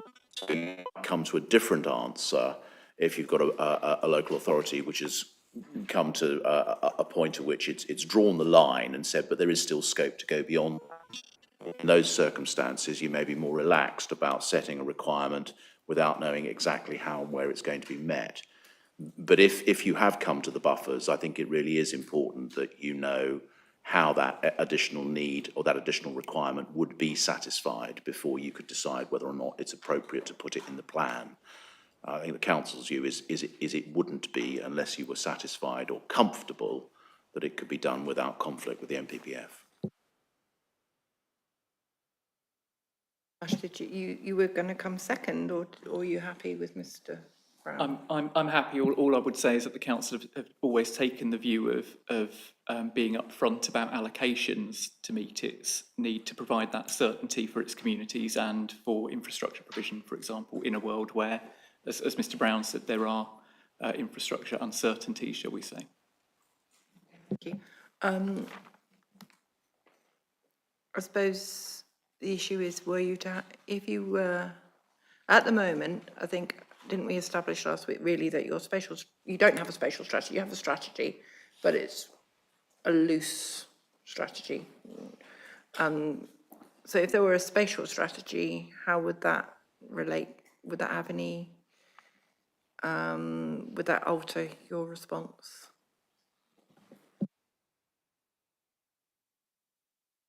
Madam, the spatial strategy might help to direct where new growth was going to go, but it still doesn't answer the question, what happens even if after that direction you end up with something which raises a red flag in NPPF terms?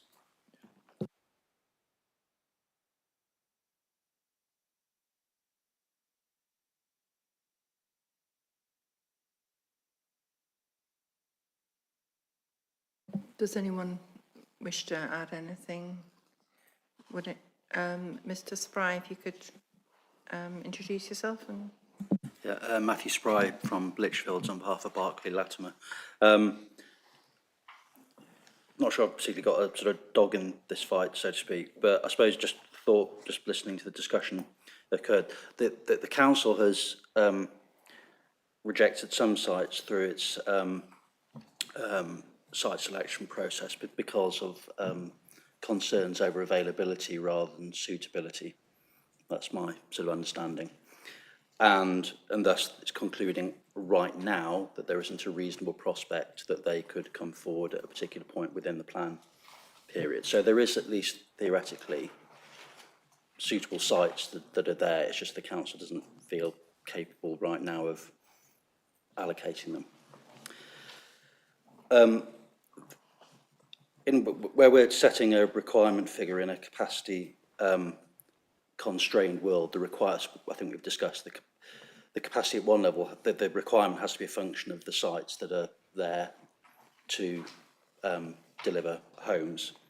But as we talked about last week, there's a gap between what you do for years 1 to 10 and what you do for years 11 onwards, in the sense you don't have to identify those sites. So that then takes me to Appendix 5 of H4, the Housing Supply and Trajectory paper, because the total capacity of all the sites doesn't come forward at a flat rate. We can see the actual, sorry, sir.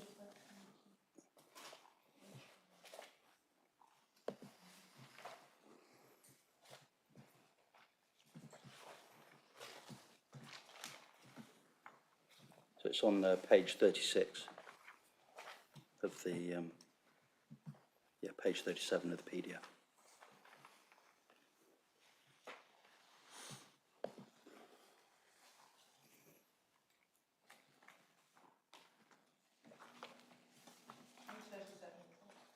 Yeah, 37 of the PDF, it's numbered 36 in the document.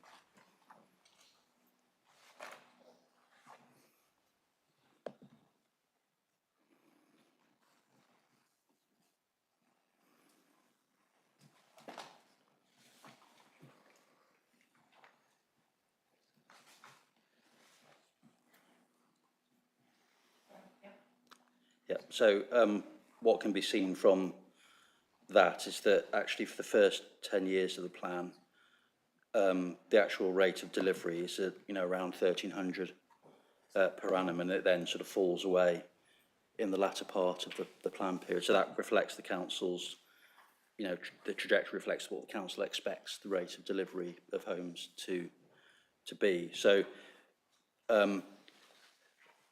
if you've got an NPPF requirement that requires allocation of sites, broad location in years 1 to 10, we can see that those sites that are being allocated in years 1 to 10 are sustaining a rate of around about 1,300 per annum. So in those first 10 years, that is the rate of supply that would be that based on the current allocated sites. And therefore, in that first 10 years, it would, at least in theory, be making greater contribution to unmet need in that period than in the final 5 years.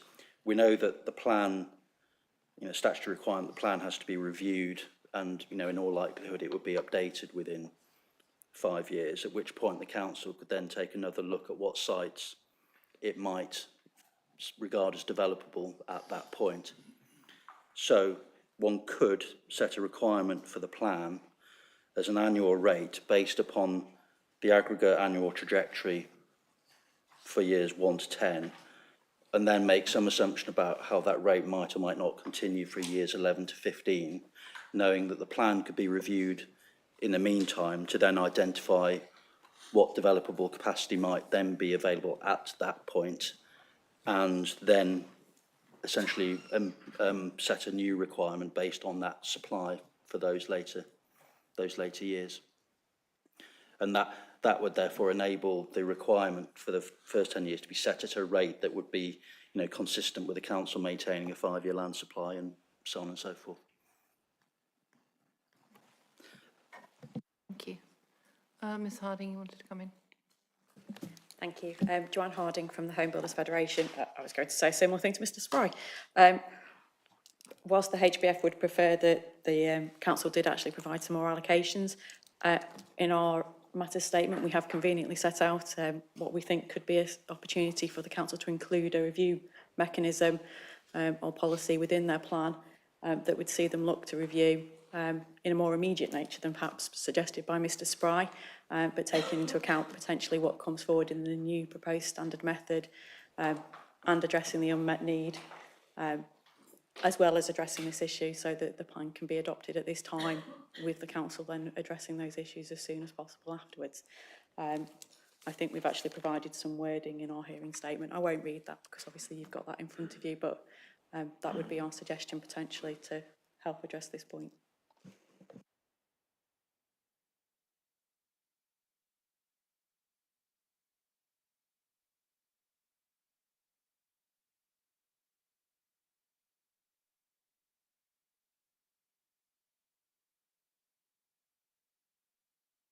Sorry, clearly there's a lot for me to go away and think about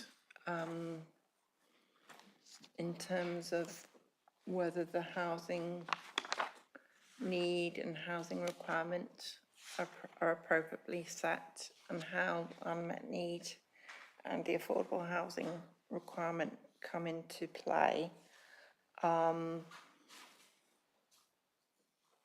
Before I do that, I just want to zone back in to DPH1, your option 2 of DPH1.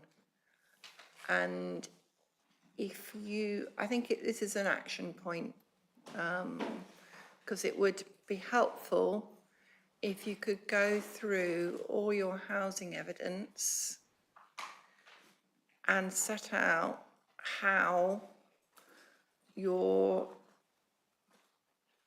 what you said last week and what you've repeated today, that you've taken the approach of trying to go for more unmet need. Can you go through both all your housing papers, including your site availability, your site assessment? Because there are from my memory, there's clearly some sites. In fact, in one of your statements, you said that you didn't need to take it into the SA because the housing requirement was already met. So I'd like you to do a paper setting out whether there's any dissonance, I think that's the word, between the two approaches. Was that? Since it's a paper, ma'am, we won't attempt to answer that question today. We'll deal with it in the paper. Yeah, thank you very much. I have to say that once I've got all this information before me, and we're going to have timings put on it, everything will have to go. I will ask that this is consulted upon formally. Normally, I'm quite laid back about not consulting on things formally, because when we go to main mods, obviously all the evidence base is there for people to consult upon, but I don't think would be at a stage to go to main mods or even stage 2 until I'd got that response back, because I think it's so fundamental that I need to be clear where that's going. Okay, thank you. So on that point, I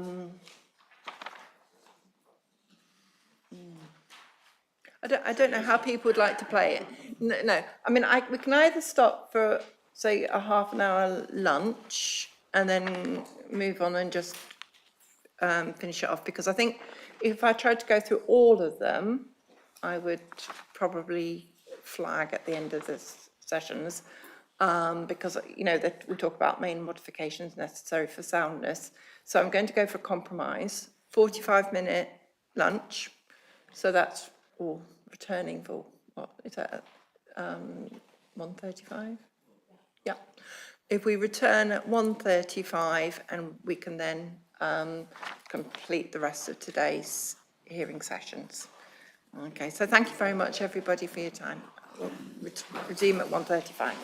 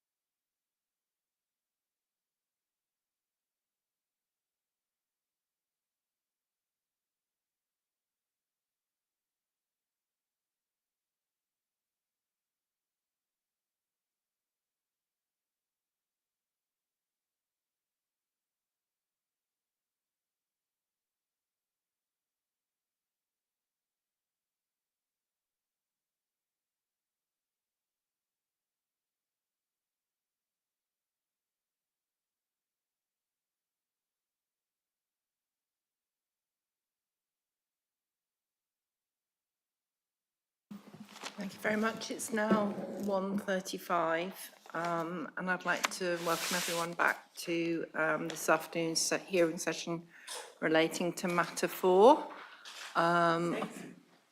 6, actually, thank you. I know it may be that we're all the same people, but they may not be. So I'd just like to introduce myself. I'm Louise Nurse, the Planning Inspector, appointed to test the soundness and legal compliance of the Mid-Sussex local plan. Please, if you can't hear me, let me know. No phones. And I would ask Charlotte just to set out the housekeeping matters. Thank you.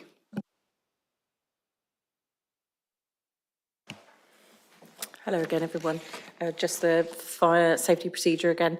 The building fire alarm is a continuous two-tone siren. On hearing the siren, leave the building by the nearest marked exit. From the public gallery, leave by the stairs. Do not use the lift. Follow the green signs to the assembly point, a large staff car park opposite the entrance to the building, and do not return to the building until told it's safe to do so. Many thanks. Thank you. We're now on question 70 of the agenda. To be honest, I don't really think I need to dig any further relating to this. I will, at site allocation, at the site-specific stages, we'll be looking at this more detail in terms of the sites that actually have been identified. So unless anyone considers I need to address this in any more detail, I'll move on. So, housing requirement, question 71, which relates to housing requirement for each designated neighbourhood.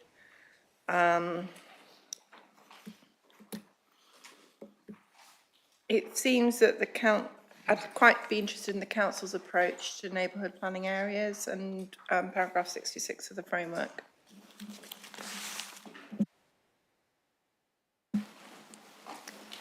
Thank you, ma'am. Yes, we have 20 made neighbourhood plans in the district. We have almost full coverage neighbourhood plans. They are running concurrent with town and parish boundaries, give or take a few bits and pieces here and there. There is a mixture in terms of our neighbourhood plans of those that are allocating sites and those that are not. The majority are not. Our view in terms of question 71 is that there is no housing requirement for a designated neighbourhood plan area if they were to review their plan, because we are meeting this plan itself. It is meeting housing need in full, and that that the supply of homes in this plan includes those that are already committed for existing neighbourhood plans. So any allocations that have not yet built out sit still within the supply of this plan. But in table 2A and table 2B of the plan, we do have the totality of housing supply against each of those either parish or settlement areas, which, as I mentioned earlier, particularly table 2B, is in accordance with the boundary set by our various neighbourhood plans. So you can see the total housing supply anticipated through the plan period for each of those areas. But there's no further requirement to divide out, as it were. Okay. Were a neighbourhood plan to come forward which wanted to identify further housing sites, how would that relate to your plan? If they were to look to allocate any further sites, that would be on top of our existing supply in the plan. It would be beyond the requirement that we've been planning through this process. It would be an extra. As far as I'm aware at this moment in time, through our discussions with our various neighbourhood plan bodies, none of them are looking to review their plan with allocations in it. They see that the role of allocating housing sites is for the district council in this instance. Would they be precluded from identifying sites? Not at all, no. Okay, thank you. Does anyone want to raise anything relating to neighbourhood plans and the ability to bring forward housing sites? Okay. I mean, it may be something that when we're looking at the detailed wording of policy, it may be something that needs to be addressed, because clearly the council, I'm sure, would not want to be in the position where your policies could be seen as a means of precluding development coming forward under the aegis of a neighbourhood plan.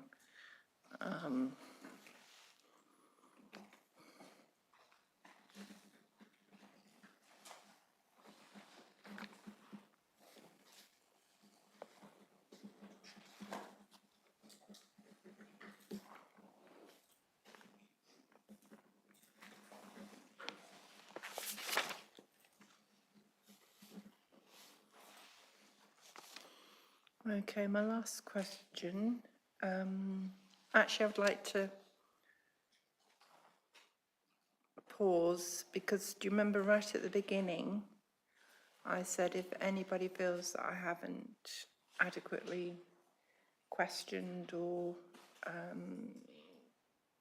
probed in relation to any points, that they were to ensure that I did, or at least let me know that I wasn't, I hadn't.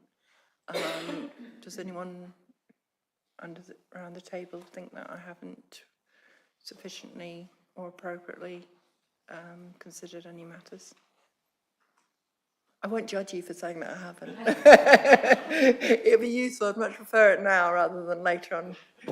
Mr. Warren, thank you. I thought I'd step into the breach on this occasion, if you're happy for me to do so, ma'am. It's actually just a question about guidance that you may or may not give to the authority in doing any further work. And I don't know whether this is the appropriate place or not, but I didn't want to miss the boat, because it sounded like last orders, what you were saying. And it's this question, and it stems from the discussion that we were having, the evidence that you were hearing before lunch. If the authority is to go away and test and say potentially meeting elevated numbers, so, for the sake of argument, 30,000, 20,000, 15,000, 10,000, 5,000, bearing in mind the big numbers of unmet need, north and south, if that's an exercise that they're doing, and I'm not trying to put you on the spot, man, but just as a matter to consider giving guidance on, when appraising, for instance, the 5,000 option,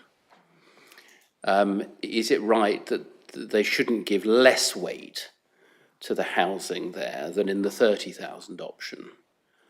Because obviously each house is meeting a need. It goes to your point, ma'am, about to what degree does the overall extent of unmet need weigh in the balance when you're doing 11D for the framework. So each house is a house. There's an unmet need. If you're doing the 5,000 option, you weigh up the benefits of those 5,000 against the effects of the 5,000. And then when you're doing the 30,000 option, you weigh up the benefits of 30,000. You don't give less weight to the housing per se in the 5,000 option because it's not the 30,000 option. Do you see my question? I do see your question, but I think it's for the council to set out how it significantly and demonstrably relates to the unmet need. As I said, I would give the opportunity for further consultation, and it may actually require us to have a further hearing or whatever. Madam, just to be sure that I'm not misunderstanding either Mr. Warren or indeed what you've asked us to do.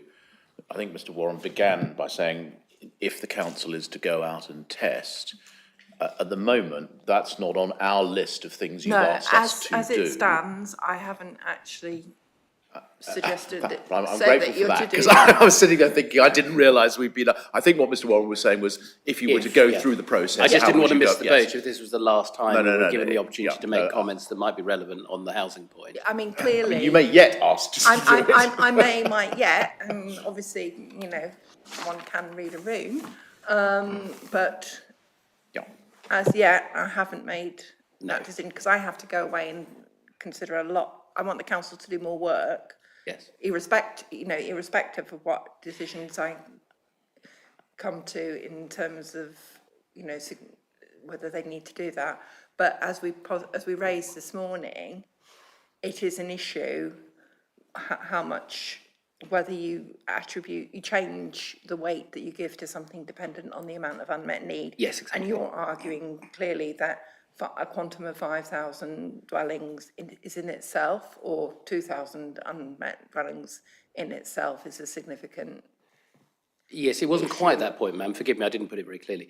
And again, I don't want to make points that are not appropriate for the moment, but what I was seeking to do was just avoid, really, by having an initial chat about this, any potential for the authority to do work and then be faced with a methodological criticism, particularly by you, ma'am, obviously, at a later stage. They haven't done their 11D exercise, if they do one, correctly. And it seemed to me that one of the very interesting point, if I may say so, that you were probing earlier on, was whether a house, a home, being provided in this plan is worth more because of the level of unmet need that there is than a house if it was just meeting part of Mid-Sussex's own need.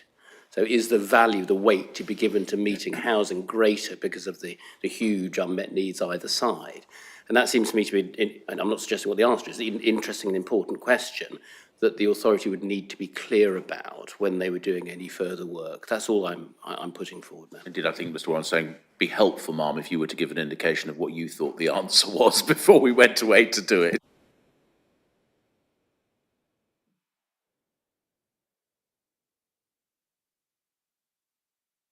I would suggest that 11B2 was relatively clear that, unmet need. Yes, because it's not just, because you do refer in some of your evidence to being a balance between the two, but it's sort of a weighted balance, isn't it? It's not the tilted balance, but it's an element. There's a tilt in terms of need, but I think Mr. Warren's point, which goes back, ma'am, to the question that you asked us, which is, does it get more weight simply because the need is greater?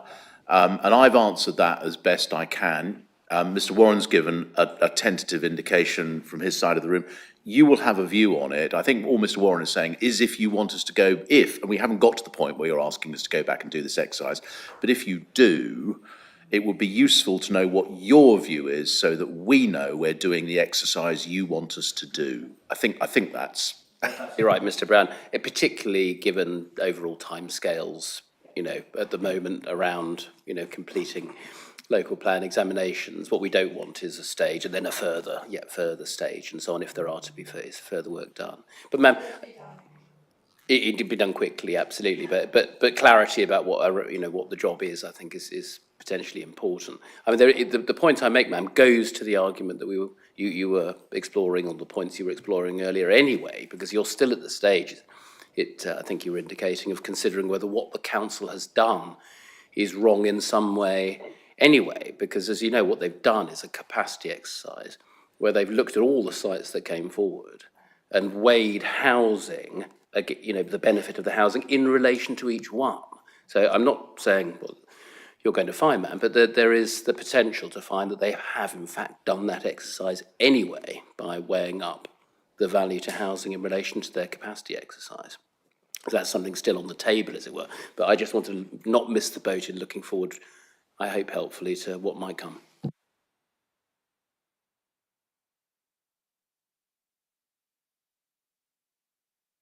Mr. Pearson. Thank you, ma'am. Joseph Pearson, on behalf of Vistry Group. In the spirit of not missing boats, we've raised some considerable concerns about the windfall allowance, and I suspect you might tell me this is a matter for stage 2, but I just wanted to make sure that we didn't get to that stage and then be told that the boat has been missed. No, I mean, clearly that would be to set out what the supply scenario is, and if the supply for windfall housing isn't realistic, then that's something that would be, that would be a stage 2 matter. Thank you. Mr. Kukowski. Thank you, ma'am. Chris Katkowski, KC, Fairfax. Just very, very quickly indeed, I thought the position was, ma'am, that you in due course will write to the council, asking them to do various pieces of work. In relation to the point that arose just before lunch, which was this paper explaining what they have and haven't done, this working through all the documents they've put forward. As I understood it, and he repeated this after lunch just now, whatever the council puts forward in relation to that and other matters will be the subject of consultation. In other words, that we will all have a chance of making our points to you as to whether or not that's an appropriate approach or not. I think the invitation from my learned friend Mr. Warren is in effect for you to sort of circumvent that by pronouncing upon the subject, which I think, to be honest, would cheat us of the opportunity to actually be able to address you properly on this. Because it's only once and you can see what's going on, you can see why the point's been made. It's only once we've actually had the council's position that we can actually make coherent submissions to you and address you on these matters. I think if you try and preempt that by saying, and this is my judgment on how you should be doing it, you'll actually be removing an important stage from the process. So I would invite you to remain where you were before my learned friend raised his point, before my learned friend Mr. Warren raised his point. Mr. Gutowski for that advice, which I will take on board. However, obviously, this stage one hearing sessions haven't finished yet, and I was going to have a wrap-up session with the council on Thursday morning, which was a free day when we were just going to go through the action points. But those action points and anything, obviously, that I verbalise in these hearing sessions doesn't constrain me in any way. I mean, obviously, it's pointers, but I need to be getting my head around quite a lot of 5D issues, really. I hadn't perceived any conflict between what Mr. Kwiatkowski wants and what Mr. Warren was suggesting. My understanding was there's this piece of work you've asked us to do, which is going to be the subject of consultation. Mr. Kwiatkowski, everybody else in the room will have a chance to respond to that. At the end of that, you will reach a view as to whether what we've done is enough, whether it's appropriate. And where Mr. Warren was coming in is if we are to go to a next stage of stress testing something else, it would be useful to know, indeed this might come out of your views on the paper that's been consulted on, it might be helpful to know what you think the proper approach is. But I had misunderstood Mr. Warren's comments to be at that later stage of a piece of work which you haven't yet asked us to do, rather than in relation to the piece you have asked to do, which will be, as you've indicated, understandably the subject of consultation. So as far as we're concerned, we think we're meeting both sides of the equation there. But okay, thank you. I'd now like to go on. You say in terms of question 72, which relates to are any main mods necessary for soundness? So why? And the council says no, but actually you have actually provided me with some main mods. So I assume you mean yes. I think it's a no but yes. It's a no but yes, because at the time the plan was submitted, we thought that it was sound, but actually given where we, and the modification which we recognise is necessary for soundness is a consequence of where we are now in the time scale, and that's the need to extend it for a year. So if you asked the question at the point of submission, answer would have been no, but you're looking at it now, and we accept that now actually that amendment should be made. That is the one amendment we believe is necessary for soundness. Okay, so DPH M68 through to M72, you're saying those are matters that would be at a stage 2? Yes. Okay. Obviously, others consider that further more significant main modifications would be required, but that's something for me to consider. Mr. Boyle's back at the table, and I assume he's here with a purpose. Ma'am, just before that, it's not just a battle between what the council's written down already on main modifications and what others might think, because even today we've had what surely would be another main mod, which is adding the unmet need into the requirement. I mean, that's another main mod. Yeah, obviously. yeah. Yeah. Ms Kakos rightly reminds me that that is, yes, no, I'm sorry, ma'am, I had forgotten that.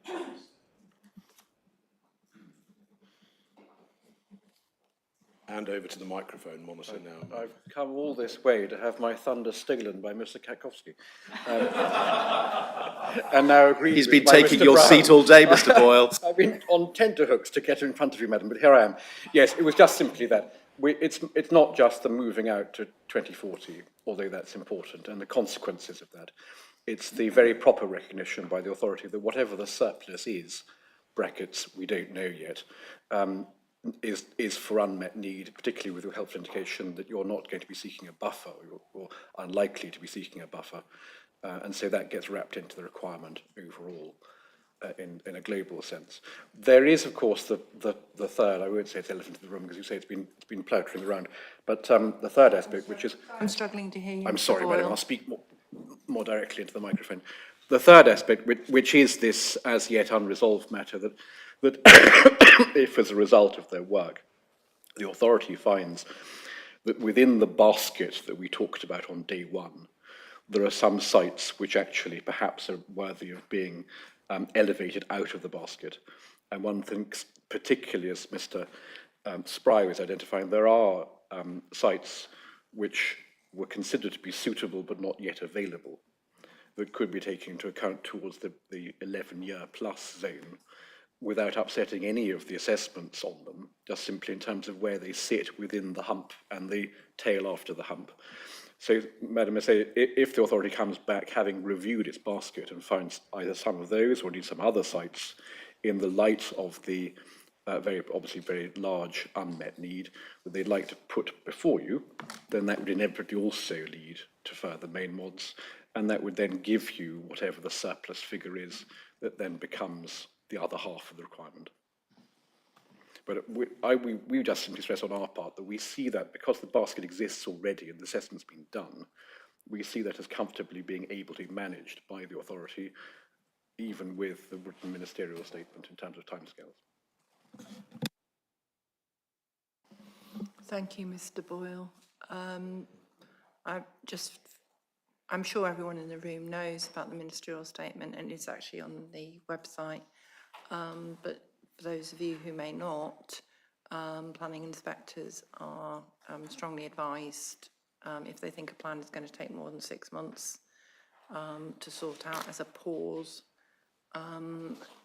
they are strongly advised to ask the council to withdraw the plan.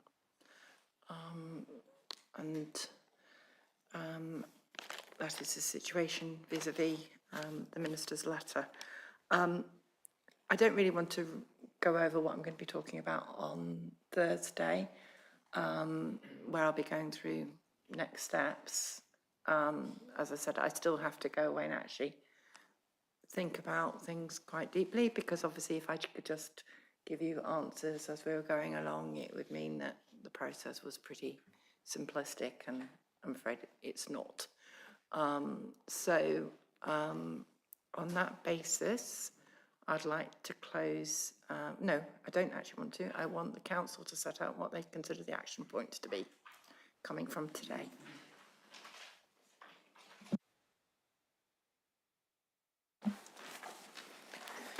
Chloe Salisbury, sorry, on behalf of Mid-Sussex District Council.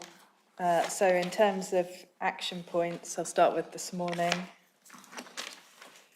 The first one was to produce a note in relation to the use of the prevalence rate for older persons housing, and to set out why that approach was taken, why it's appropriate, and within that note to explain why there isn't, or why a need for residential and nursing care hasn't been identified. So that's the first one.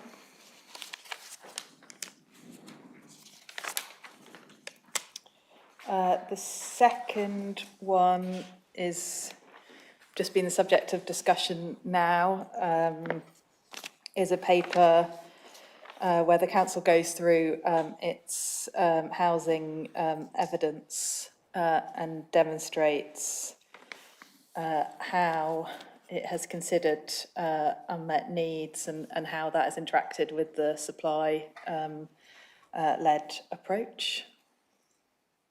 I think it's specifically couched in terms of DPH1 option 2 in the essay, because you clearly stated that you've taken the approach of providing a larger supply than what you consider to be your housing requirement.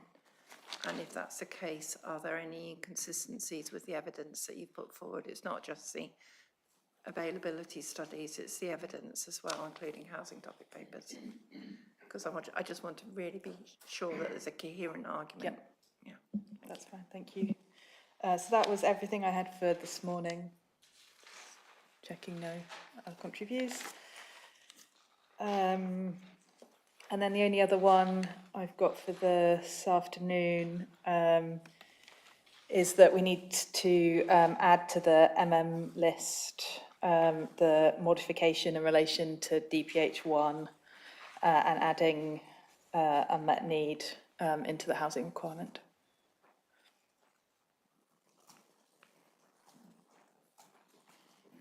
Can I just also say for people who weren't here at the beginning, the list isn't something that's public. It's the council are just providing it at the moment for me, and then when I write to them, if I think those MMs are appropriate, I will append them to a letter. That's all. Yeah. Because clearly the wording, we haven't really got to the stage where we'll be refining wording as yet, have we? Okay.